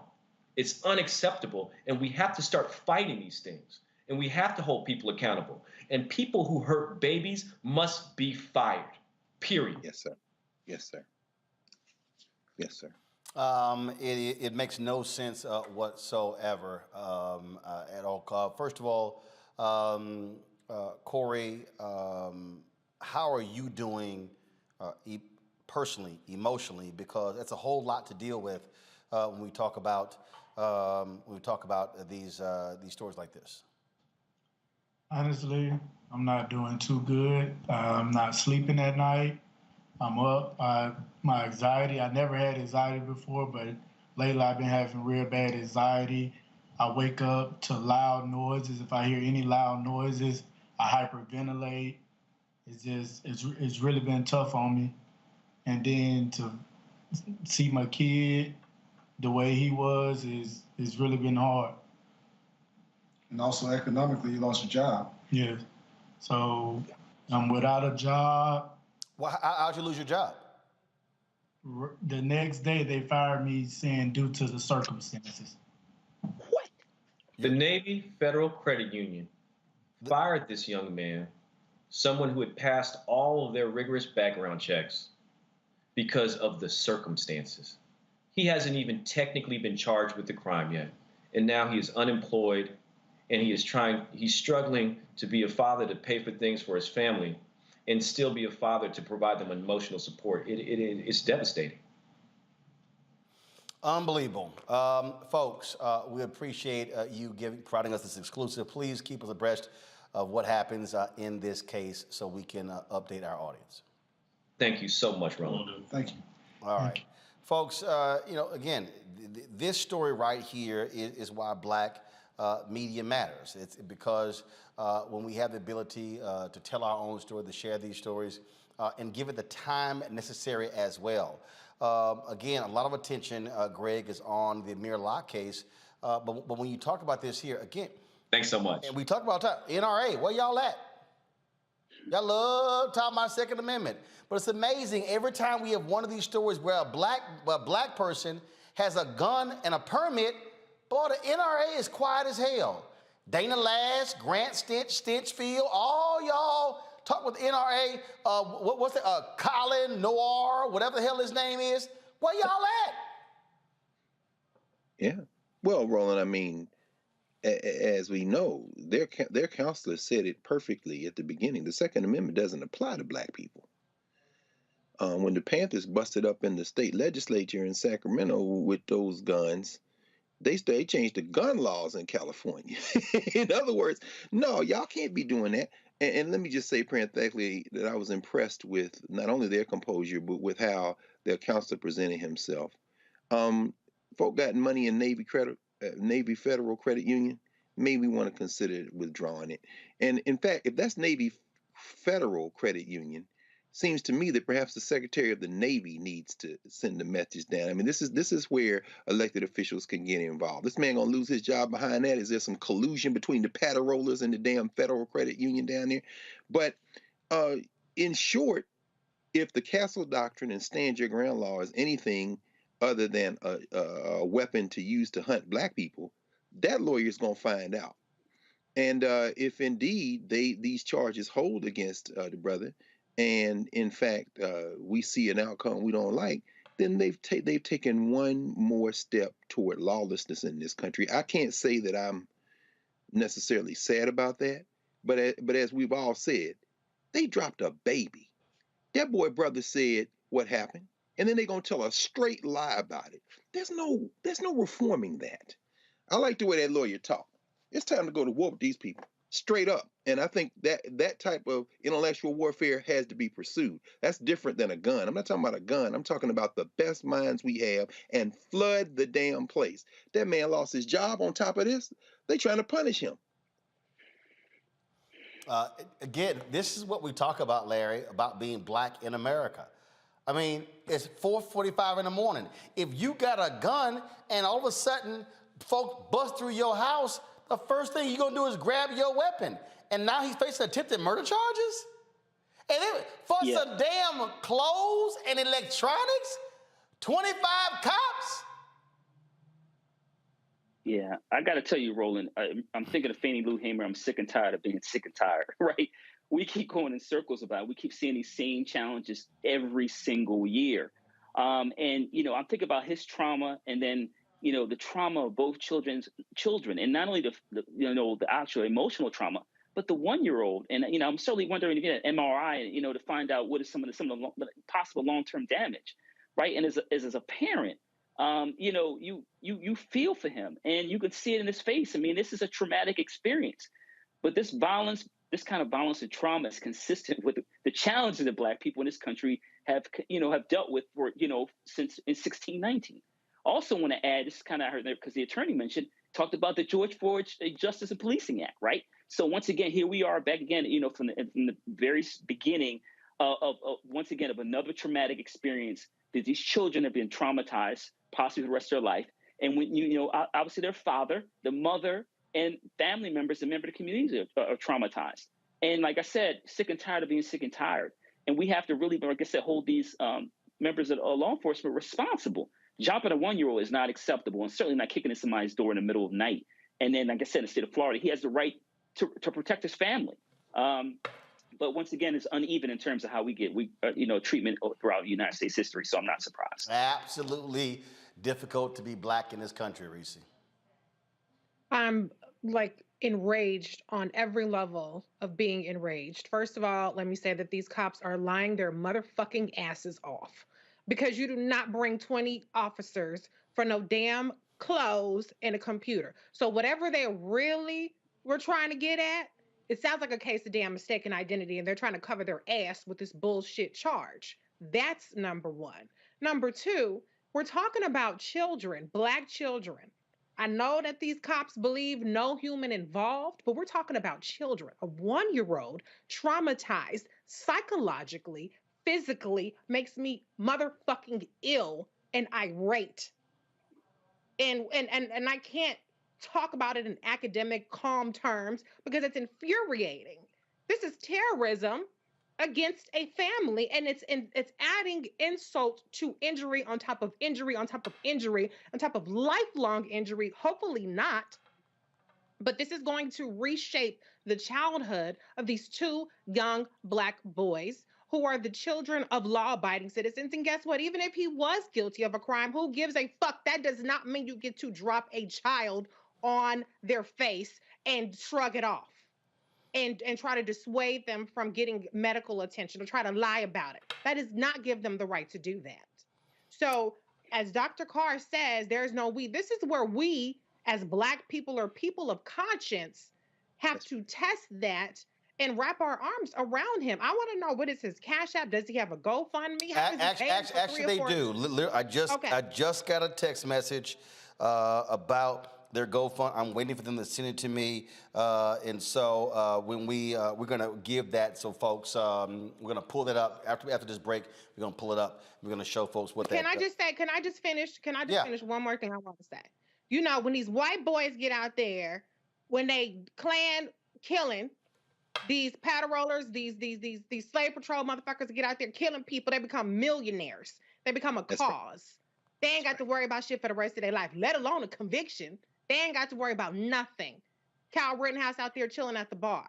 And yet we have, when Black people are being terrorized by the system and they're being cruel and unusual punishment, it's just another story of Black people being mistreated. This is a story where we should all get behind, really wrapping our arms around this family and doing something about it. He should not be unemployed with the skills that he has in a virtual world where people can work remote. If you have a business that you can use his kind of help with, if you are a psychiatrist who can offer services, this is where we have to start being that community that we claim to be when we're looking for reparations and we're looking for everything else. Not that there's anything wrong with that, but we have to be more of a community and wrapping our arms around people like Mr. Moreno and Miss Dixon and these 2 babies.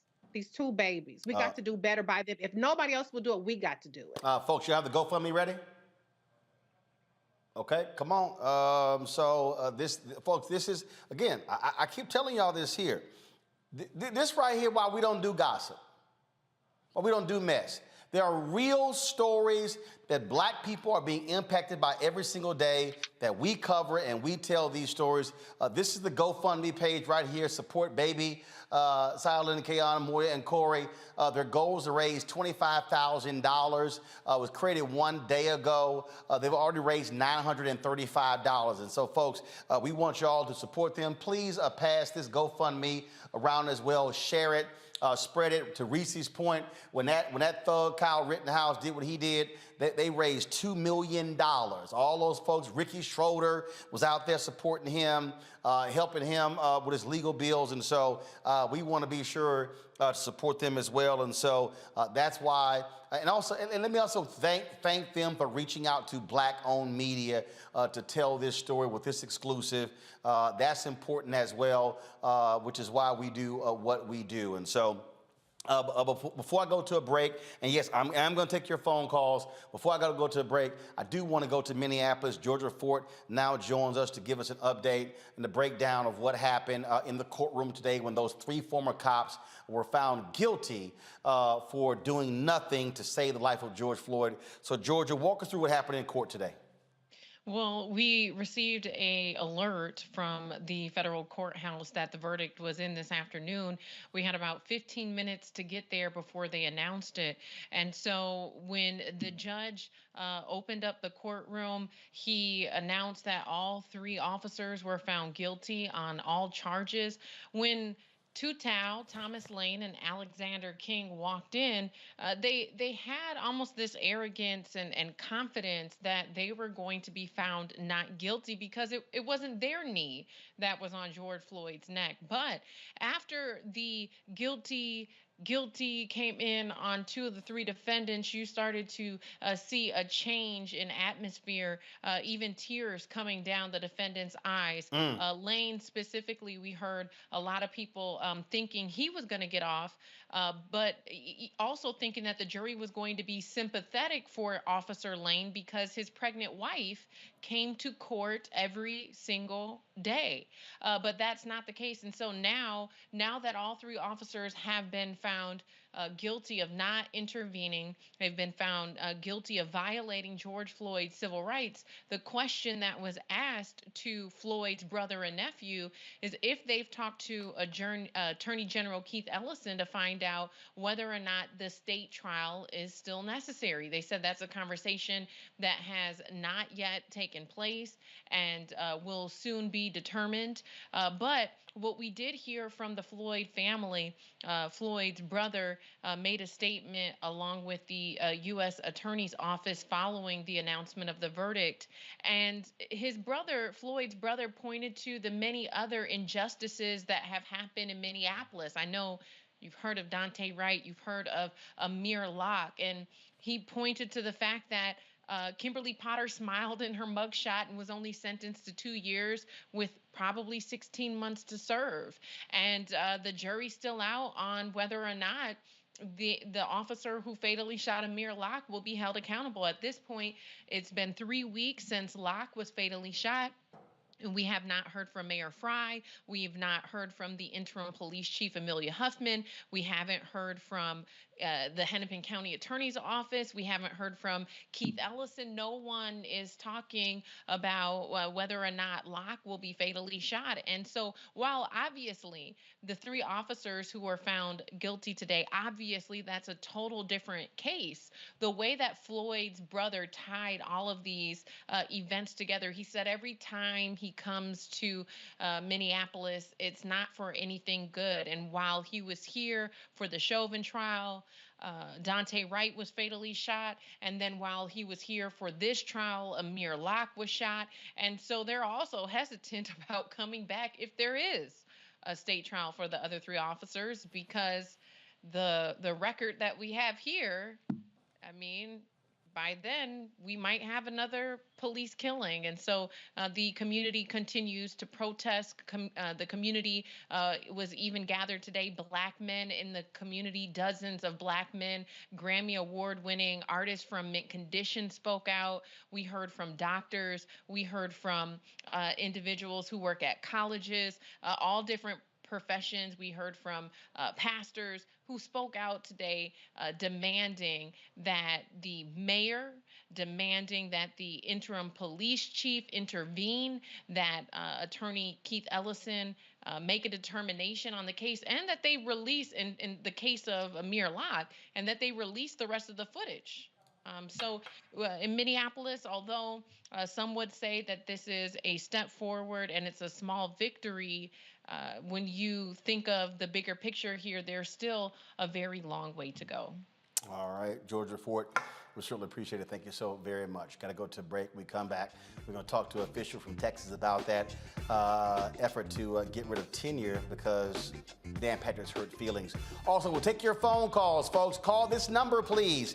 If you want to weigh in about any of the stories we talked about, that exclusive story we just shared with you, as well as, of course, the other news, 202-890-1199, 202-890-1199. Got lots of folks holding. We're going to give you 30 seconds for each one of those callers, and so we're going to make that happen. We'll be right back on Roland Martin Unfiltered right here on the Black Star Network.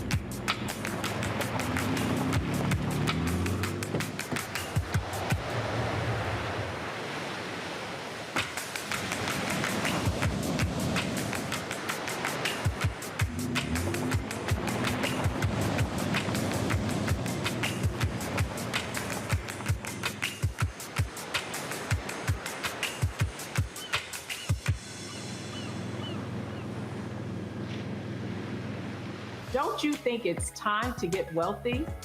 I'm Deborah Owens, America's Wealth Coach, and my new show on the Black Star Network focuses on the things your financial advisor or bank isn't telling you.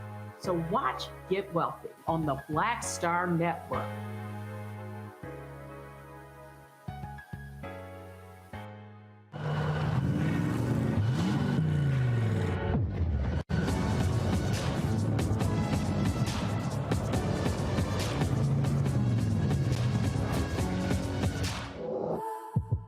I'm Dr. Greg Carr, inviting you to take your seat at the Black Table, and we'll be discussing the past, present, and future of Black History Month. But we need to understand what the principal ask is of African people to understand themselves. Take your seat and join the conversation, only on the Black Star Network.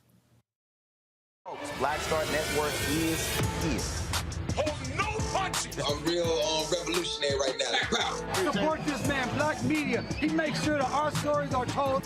Thank you for being the voice of Black America, Roland. Stay black. I love y'all. All momentum we have now, we have to keep this going. The video looks phenomenal. See, this difference between Black Star Network and Black-owned media and something like CNN. You can't be Black-owned media and be scared. It's time to be smart. Bring your eyeballs home. You dig?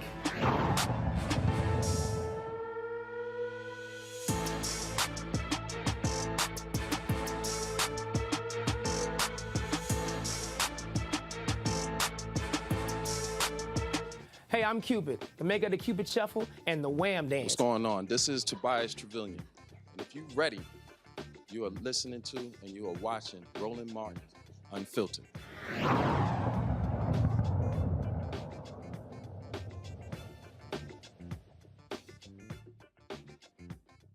folks, welcome back to Roland Martin Unfiltered. We're pulling up the next guest, talk about that story out of Texas when it came to this whole battle with tenure. I want to go to the phone lines and get all of you out here talking about what's going on.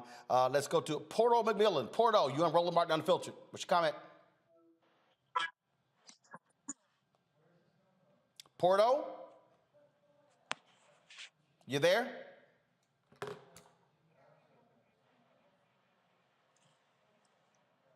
Porto. Porto, can you hear me? You there? Okay, let me put Porto on hold, please. Is Bernice Parrish there? Bernice, can you hear me?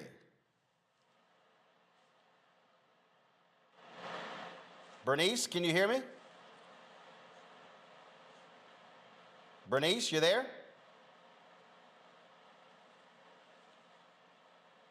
Bernice, can you hear me?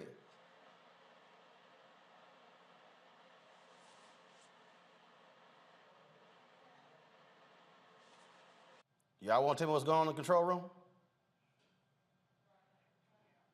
Bernice, can you hear me? Bernice, guess not. All right, so here's what I'm going to do. We're going to, first of all, I need y'all to figure out what's going on, okay? Way too many problems in the control room today, all right? So we got lots of people who are on the phone lines. Let's get it together, all right? We're going to go back to talk about this story out of Texas when it comes to the issue with tenure. And we're seeing all of these different stories. We're seeing these things happen all across the country. And what it's speaking to, as I said earlier, is what happens when you have, frankly, flat out crazy folks who are in power in this country. And so in a moment, we're going to talk with a woman. She's actually running for lieutenant governor in the state hopefully to run against Dan Patrick. She's also a professor of sociology at the Texas Southern University, Carla Bailey. And so, all right, Carla, you there? Yes. All right, so Carla, so we were talking earlier about this thing that Dan Patrick is doing, and frankly, it just makes no sense whatsoever. But it shows you how Republicans in Texas want to stifle freedom voices. They want to stifle people who disagree with them. This is about absolute control, and because they oversee Texas state universities, they want to impose their will on these universities.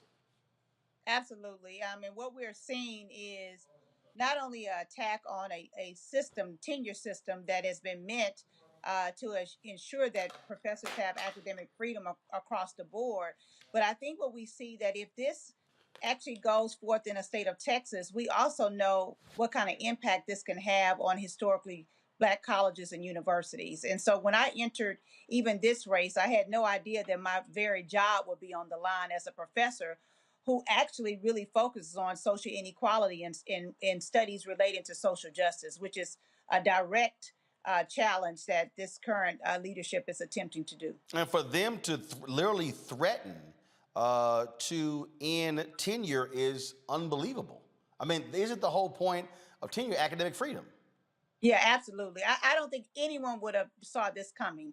I know that what we're seeing in Texas is really this anti-democratic movement, and we're seeing that it's less than 20% of Texans who've really embraced this. So what we're seeing that even I think if we were to have some conversations with some Republicans, they would be against this, and that's what we're seeing. And if they can do this in Texas, God knows where else they can do it. Absolutely. And so it is ongoing. But first of all, Dan Patrick has been absolutely unbelievably awful for Texas. This is the same person who said that older Texans should frankly die so kids won't have to take vaccine mandates. And I'm sitting there going, why don't you volunteer yourself then, if that's the case? And again, that's the kind of thing that we're seeing happen there in Texas. How are professors responding to this threat? Oh, I actually think that Dan may have targeted the wrong population. I mean, you shouldn't target any population, but I think this very system crosses race, class, gender. It crosses, even occupation, because at the end of the day, these professors, and I'm a professor as well, is actually educating students who go out and become our, our next leaders of various industries. So this is not something that professors and educators are taking lightly. And I think in the weeks to come, you're going to see much more pushback than we're already seeing. All right, then, Carla, we certainly appreciate it. The primary, folks are going to the polls right now. You've had lots of cold weather there in Texas impacting the polls there. So, folks, be sure to vote on Tuesday in the Texas primary there. So, Carla, we appreciate it. Thanks a lot. Thank you for your work. All right, folks, so we're going to do this here. Let me do this here. Y'all pull the GoFundMe page up, please. I told you this a few moments ago. I gave you the GoFundMe. I just want to show y'all how our viewers respond. No, y'all got to refresh that. Y'all got to refresh that. That was $935 we told y'all. That number, hit refresh, please. That number now is $5,000. And so in less than 10 minutes, our fan base, can y'all please hit refresh? Okay, in less than 10 minutes, our fan base has given almost 20%, what we've given. So it's about $5,100.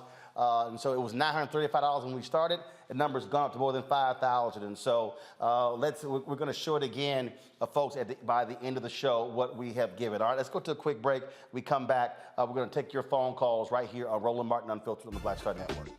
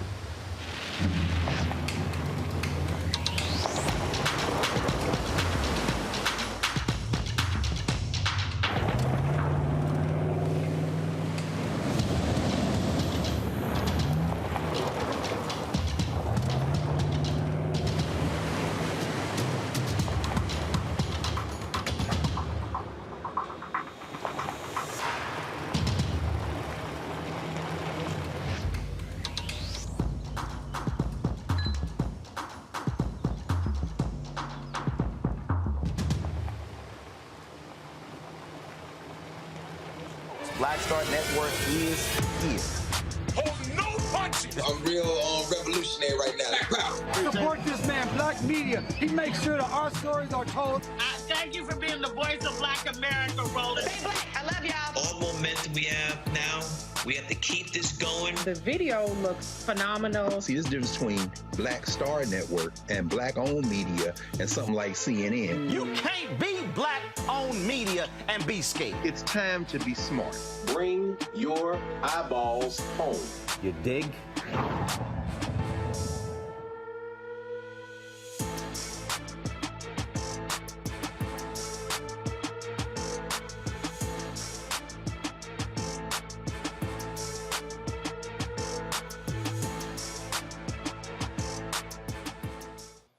All right, folks, welcome back to Roland Martin Unfiltered. Let's go to the phone lines. Lines are open.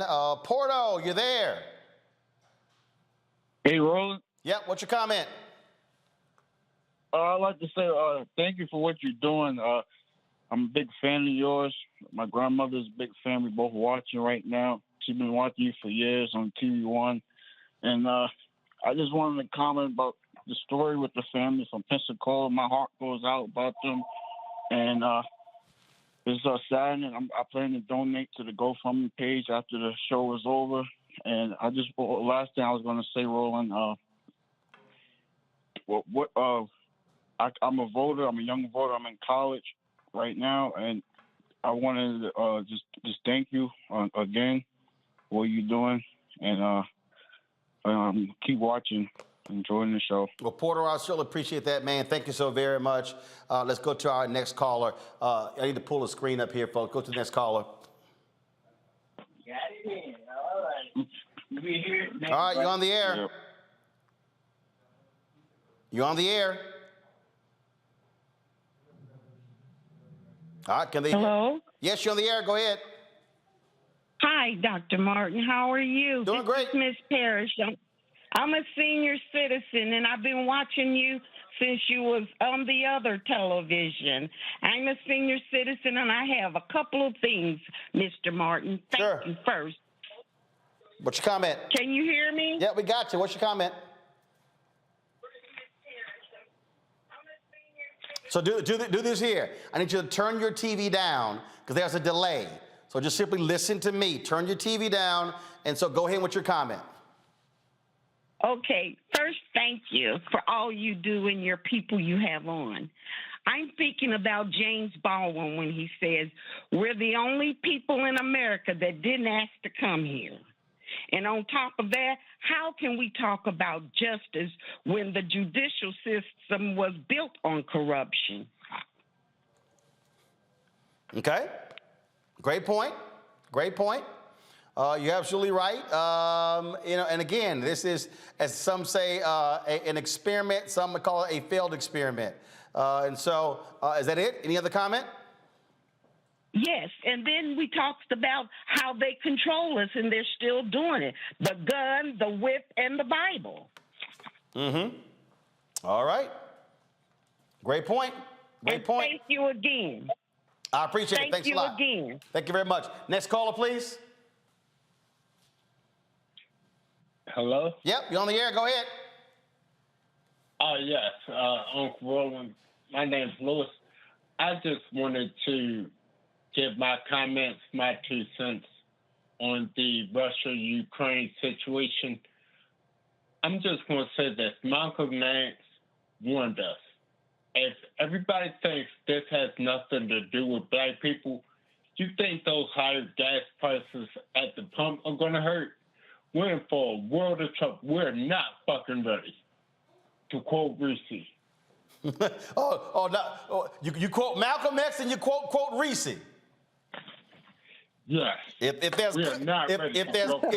there's cussing involved, that means you quote Reese. Got it. All right, then. Thank you very much. Lewis, I appreciate it. Thanks a lot. See, look, Reese, you got folk calling in cussing. Hey, it's unfiltered. Oh man, let's go to North Jersey. Allison Kinsey. Allison, you're on Roland Martin Unfiltered on the Black Star Network. What's your comment? Hi, Uncle Ro. How are you? I'm doing great. Well, I gotta say that I enjoy your show, and my money come out every year for you. I appreciate it. Thank you. And Brother Carr, please don't put no more books up because I seem to buy every one you put up. Oh no! But if you do that, buy it through a black bookstore. Right. I do. And Reese, my niece looks just like you. But I told her if she cuss like you, we're gonna have a fight. Oh. Now, hey, I can't. I can cuss. I don't know about her. What I wanted to say was, when I was in high school, I had a Jewish teacher. You know, everybody had their issues with her, but the one thing that she did show us in a predominantly black school, which is now predominantly Hispanic, she showed us a movie about a white rabbit and the black rabbit. She showed how the law applies to the white rabbit and how the law applies to the black rabbit. She was letting us know that even though the law says this, between the lines, it means something else for us. Meaning to protect ourselves and don't basically say what my mom said. You can't do what other people do and walk upright. Because you weren't made to walk upright when they brought you here. Mm-hmm. Okay. All right. So I really enjoy you. Allison, we appreciate it. Thanks a lot. Chandra Woodley from New York. Hey, Chandra. Good evening, Roland, and distinguished guests. I love you all.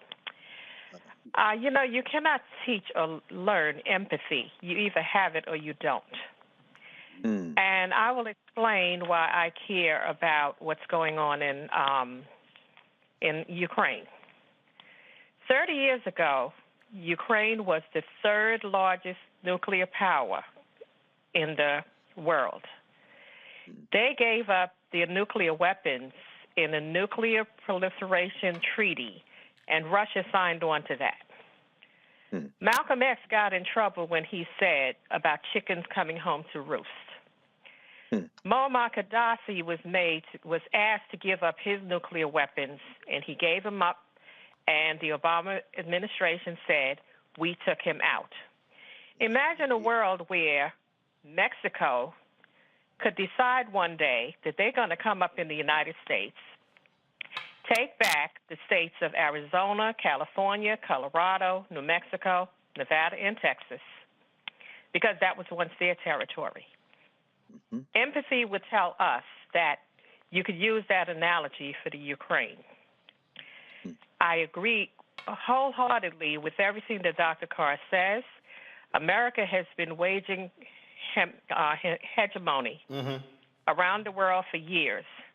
But I fear that the next hegemonic war will be fought right here in the United States against us. And I thank you for everything that you do. I appreciate Good it. night, all. Chandra, thanks a lot. I appreciate it. Thanks a lot. You know, Larry, Reese, and Greg, this is really important. I love the point that she made about Ukraine and then tying to Libya. This is why Pakistan, this is why India said, no, we ain't good about nuclear weapons. This is why North Korea playing the games that they play, because they understand you having a nuclear weapon means you're going to back the hell off of trying to come after us. That is the reality. Now, folks say, hey, I hate nuclear weapons. It's only one country that has actually used a nuclear bomb against another country. And the reality is we have seen this. This is why Saddam Hussein, this is why other countries, this is why you've never had Israel officially state that they have a nuclear bomb, even though we know they do. And that's the deal, because it is served as a deterrent from other superpowers trying to come into your country. That's just a fact. That's right. That's right, Roland. In fact, you know, our society in the United States has a memory of a fruit fly. Even as Saddam Hussein was trying to negotiate with the U.S. government to prevent invasion, because remember, they had a beef with Kuwait. The United States had already determined they were going to go into Iraq. It was nothing they can do. The UN tried to negotiate. You had people try. No, hell no. They're going to invade. And they used the pretext of protecting the Kuwaitis. That sister really did lay it out. South Africa, if you remember, was forced to give up the nuclear weapons. Why? Because it was going to be a black-controlled government had those nuclear weapons. And what she has said, again, I mean, and we know, and we're looking at our brother, and you've had him on this show now. I'm sure he's swamped with interviews everywhere. I've been trying to follow Jarrell Starr a little bit, and he's in Ukraine right now. I think he's in Kiev. And of course, we know who suffers in war: the people. It ain't the politicians, it's the people. And so, I'm really thinking about the regular folk in places like Taiwan and other places, because trust us, China got the bomb. And China is looking to see how this is going to play out. This can't be won with force. I don't know that it can be won with diplomacy. Some of this we may just have to eat, because at the end of the day, if you got the bomb and they got the bomb, as Curtis Mayfield said, if there's hell below, we all gonna go, and we along for the ride at this point. Something's got to give, and I think we should all be very concerned about the situation we're in right now. I agree, absolutely. The next caller, I think, has a question for you, Greg. Devin Young. Devin, you're on Roland Martin Unfiltered. What's your question? Hey, how y'all doing? Appreciate everything you're doing, Roland. Reese, you look so much like my beautiful sister. So apparently on this call, you're hearing from your kin, I guess. Does your sister cuss like Reese? From time to time.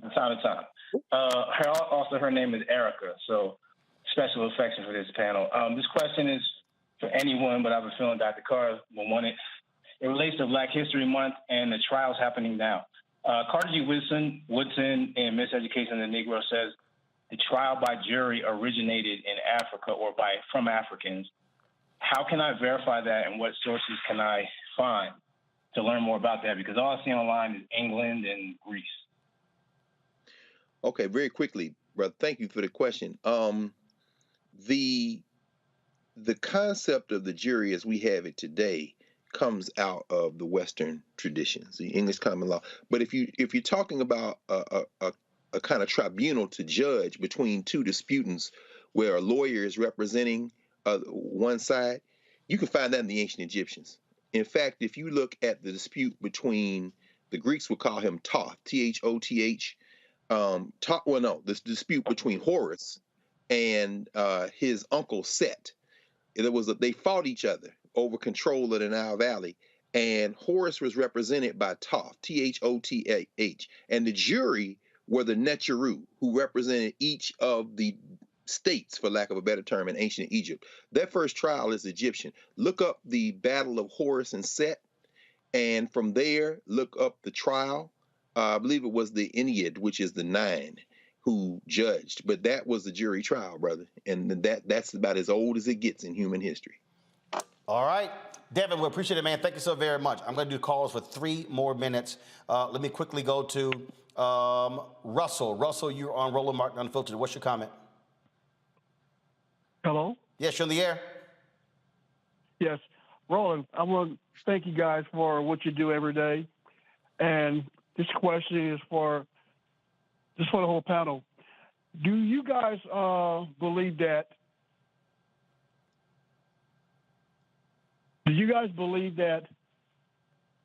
Putin and Trump are in cahoots to establish this war to try and have a diversion because of the insurrection of January 6th?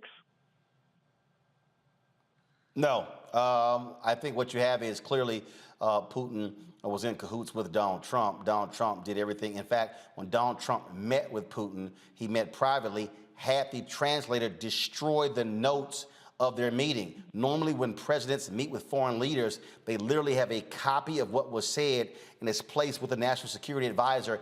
Donald Trump had those destroyed. So clearly, you got something going on right there.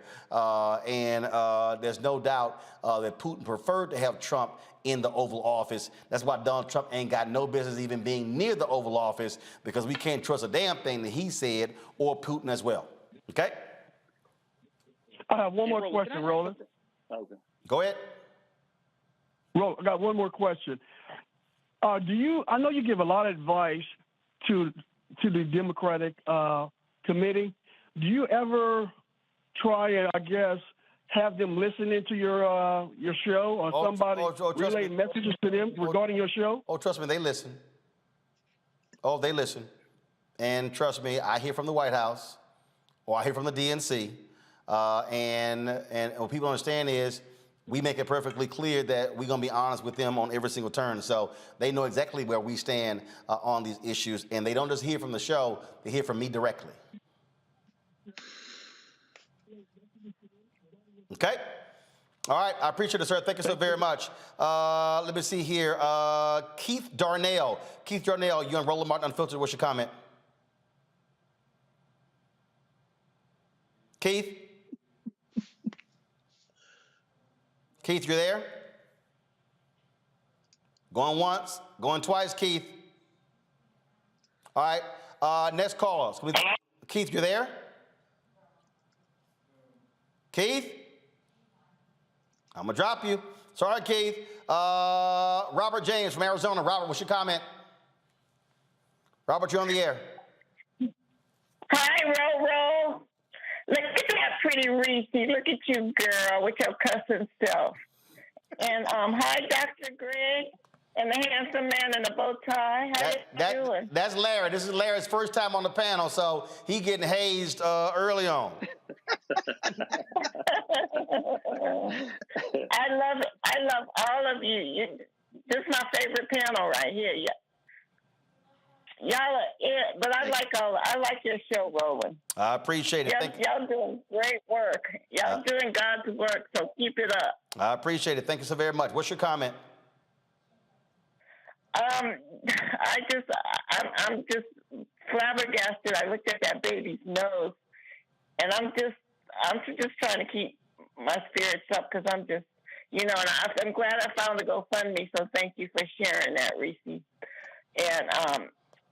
they're in my prayers. They're not going to get away with this. Those demons are not going to get away with this. You trust me. Well, that's precisely why. There's a law of reciprocity. Well, you're absolutely right. That's one of the reasons why it's important for us to get these stories out so people are aware of what happens. And so it absolutely matters. We appreciate your phone call. Thanks a lot. God bless y'all. Thank you very much. I'm going to close this out this way. I'm going to go Larry, Reese, and then Greg. Again, I think back to a story. I think back. I was on a State of Black Media call today with Graham Media Group, and we were talking about content. We were talking about these things. What happens, how Black people see things differently from white people. And when I was at TV One, the first CEO we had at TV One was my man Jonathan Rodgers, our frat brother, Greg. And when Jonathan retired, he was replaced by Wanya Lucas, and then she left, and then we hired Brad Siegel. And one day we were in Brad's office, and Brad was the first white president of TV One. And Brad asked me, well, the stories that you do on the show, I just think we're seeing the same thing every day. I said, what do you mean? He said, it's, every day it's these shootings and police brutality. I said, because that's the shit that's happening to Black people, Brad. And that's what we cover. And then if we don't cover it, then who will? And so he wanted me to do this thing where to sort of explain why we were doing certain stories. And I said, why would I do that? Well, for people who don't understand, I said, Black people understand it, Brad. You're not Black. I don't have to explain to Black people why we do stories on police brutality.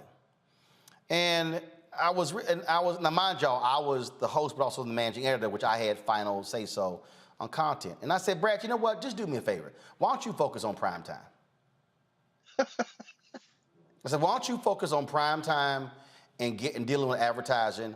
And why don't you leave the news content to me on News One Now? Now, I'm sure he was taken aback because he was the president of the network, but I ain't give a damn. Because I wasn't about to sit here and have to explain myself as to why I was doing these stories. I said, because Brad, Black folks are the ones getting shot by the cops and getting beat by the cops, and if we don't do these stories, well, who the hell will? So maybe when they stop shooting and killing Black folks, then it won't be my lead story.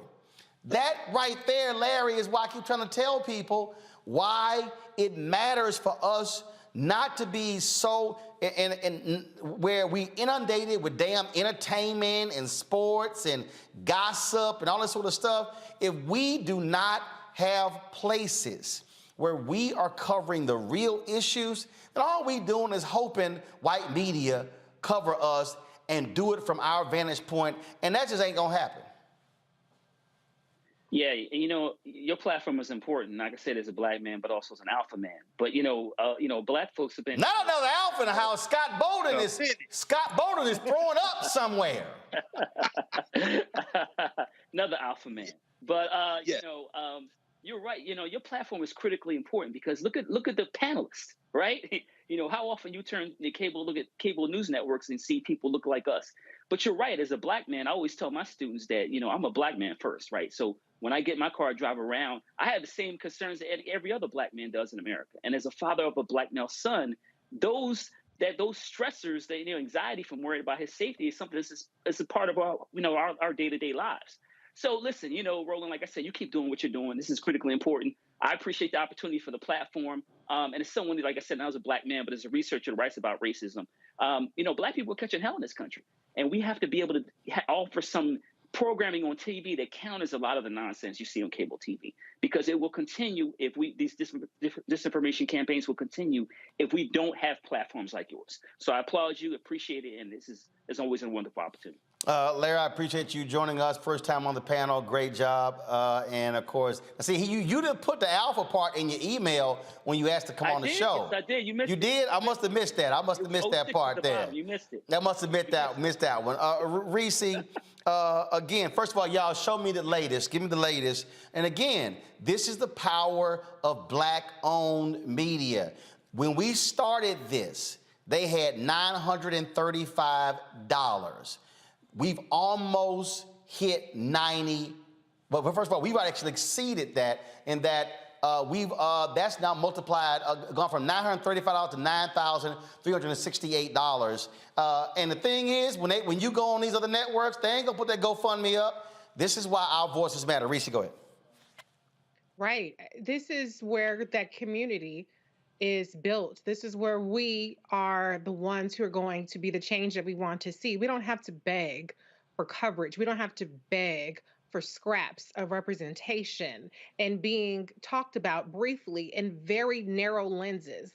We have a broad array of concerns, of expertise, and people who can provide opinions that are not monolithic.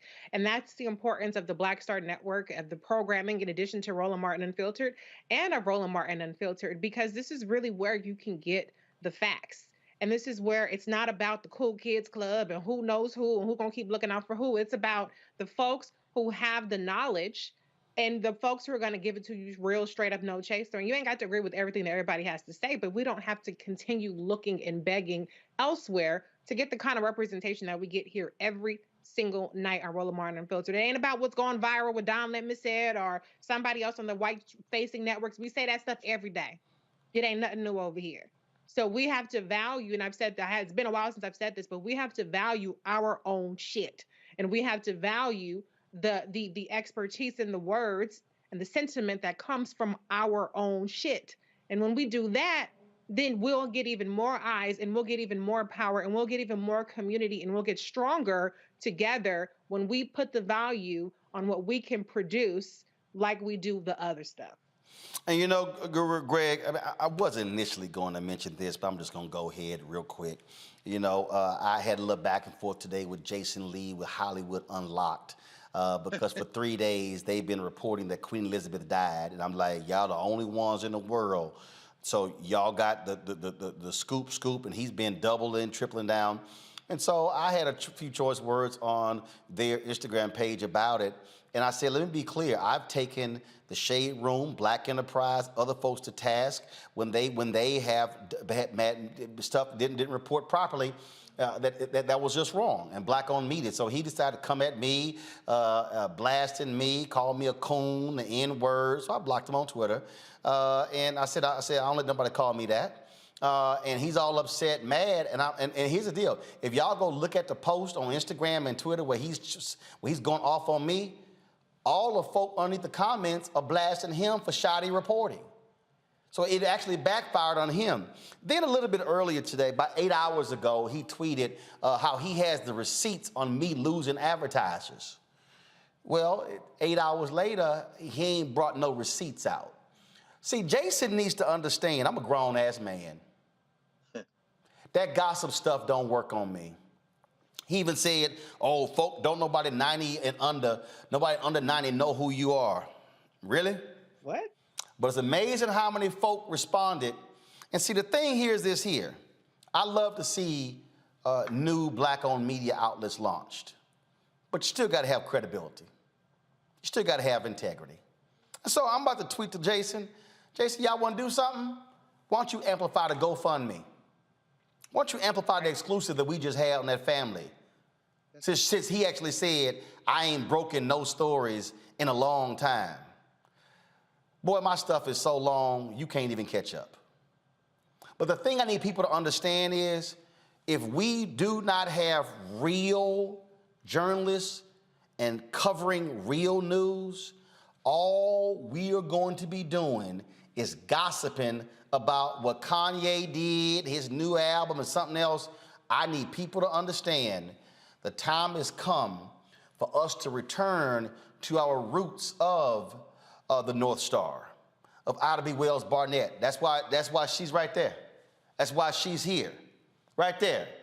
We got to return to the writings of James Baldwin. We got to return to when Ebony had some of the most comprehensive coverage of what issues of impacting Black America, what Jet was doing, Negro Digest. See, we ain't got time for games here, y'all. The other side ain't playing. If y'all want to see the top 10 sites on Facebook, nearly all conservative. They're literally banding together. Yesterday, Greg, I sent a note, made a comment to about 30 high-profile African Americans. Probably, if I added up all of their following, we would exceed 75 to 100 million.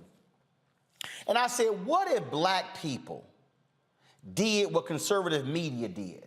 And that is, to Reese's point, not just recirculate a clip of Don Lemon or a clip that's on MSNBC. I said, but what if Black folk with huge followings said, we're going to circulate 10 clips of Roland Martin Unfiltered every single week. And then we're going to circulate clips from this Black-owned media outlet, and then this one right here. I said, you know what would happen? The following would rise dramatically, which also raises the revenue of those companies. That's right. And a couple of people responded, oh man, you're right. But ain't nobody retweeted one thing. So a lot of people talk about the collective, but a lot of folk, Greg, ain't real about the collective. They're about them collecting a check themselves. Close us out. You're right, Roland. I mean, you know, when I say there's no we, that includes the notion of the Black community. What held us together initially was our common oppression. And out of that common oppression, we built a community. But after the change in the laws in the United States, desegregation, you see increasing fractures in that solidarity. So that's where we get to where we are. But the beautiful thing about it, Roland, is, and everybody, you know, we work with Roland, we see how hard he works. When you work like that, you engender trust. It is trust that now has that GoFundMe approaching 10,000, and it'll probably overflow. So by the time the sun comes up on the East Coast of the United States of America, that family in Pensacola will be a little less stressed. That's because of trust. People don't just give money, hard-earned money, particularly Black folk. We don't crowdsource things because we don't have it like that. But if it's somebody we trust, we do that. And you don't build trust overnight. Ask people at BNC.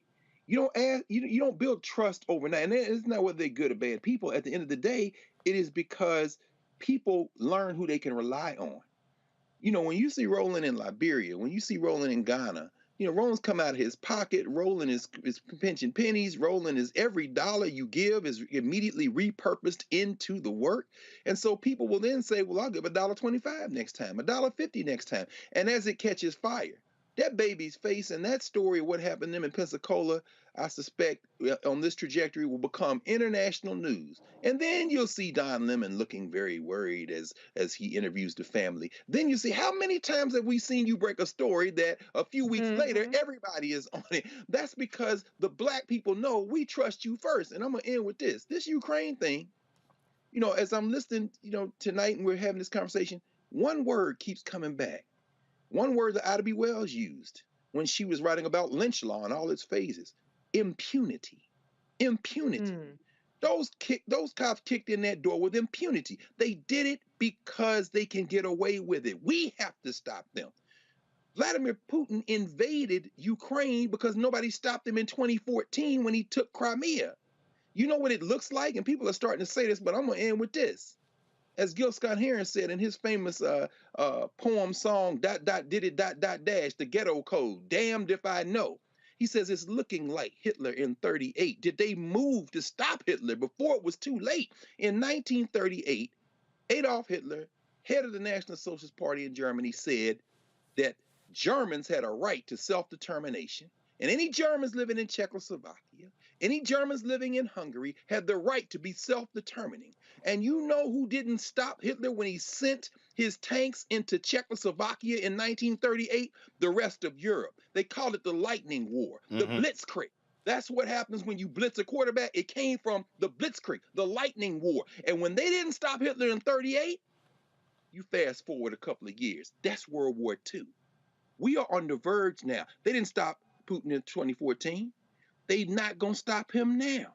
This is serious ass business. But whether it's Putin in Ukraine or these white boys in Pensacola, impunity. The time to stop a thing is right now. And when you're watching Roland Martin Unfiltered, when you're watching the Black Star Network, what you are watching is somebody who is willing to stand up and say, we can stop them, we can be a community, we will do it. And every time you say it, Roland, a few more people say, you right, you right. And a few more people say, you right, you right. And now we reach critical mass, and then we get another critical mass, and that's how we get free. Folks, I want to show y'all what y'all did. When we started, we put that GoFundMe up. It was $935. Less than an hour. It's now $10,682. Y'all did that. Please share it and spread it. I'm gonna close this way. One of the reasons why I ask y'all to support what we do, not just for this, and trust me, every dollar does count. And Greg said that we ain't got it like that. When I was in Liberia, the average person makes $1.50 a day. The drivers that they hired to take us around were paid $20 a day. We were responsible for overtime and tip. So when they calculated it, they actually, the two drivers, I handed them $800. There was a young brother, Alpha, Jeremiah, who was on our team. Jeremiah makes $100 a week teaching kids how to play soccer. He played soccer at Dallas Baptist University and the University of Houston. He makes $100 a week teaching kids how to play soccer. He's working 6-7 hours a day. When we left Liberia, after 8 days of work on our team, he was paid $2,000. He literally earned in 8 days what he would earn in almost 20 weeks in Liberia. So what I need y'all to understand, when you support this show, we are placing money back in the hands of Black people in America and also in other parts. Because what I'm not going to do is travel to Africa and then say, I'm gonna give you $50. No, I'm gonna pay you what's right and what's fair. And so support us in what we do. Here's how you can give. The P.O. Box, we have it, 57196, Washington, D.C., 20037. Cash App, $RM Unfiltered, PayPal, R Martin Unfiltered, Venmo's RM Unfiltered, Zelle is Roland@RolandSMartin.com, Roland@RolandMartinUnfiltered.com. We are building something, and let me be clear, it ain't gonna be gossip. It's not gonna be mess. I don't do reality people on this show because somebody has gotta speak truth to the news and the issues that impact our people. Larry, Greg, Reese, I appreciate it. Thanks a lot. Folks, I will see you guys tomorrow right here on Roland Martin Unfiltered. Sorry for going long. That was not the plan today, but those things happen. I'll see you tomorrow. Ho!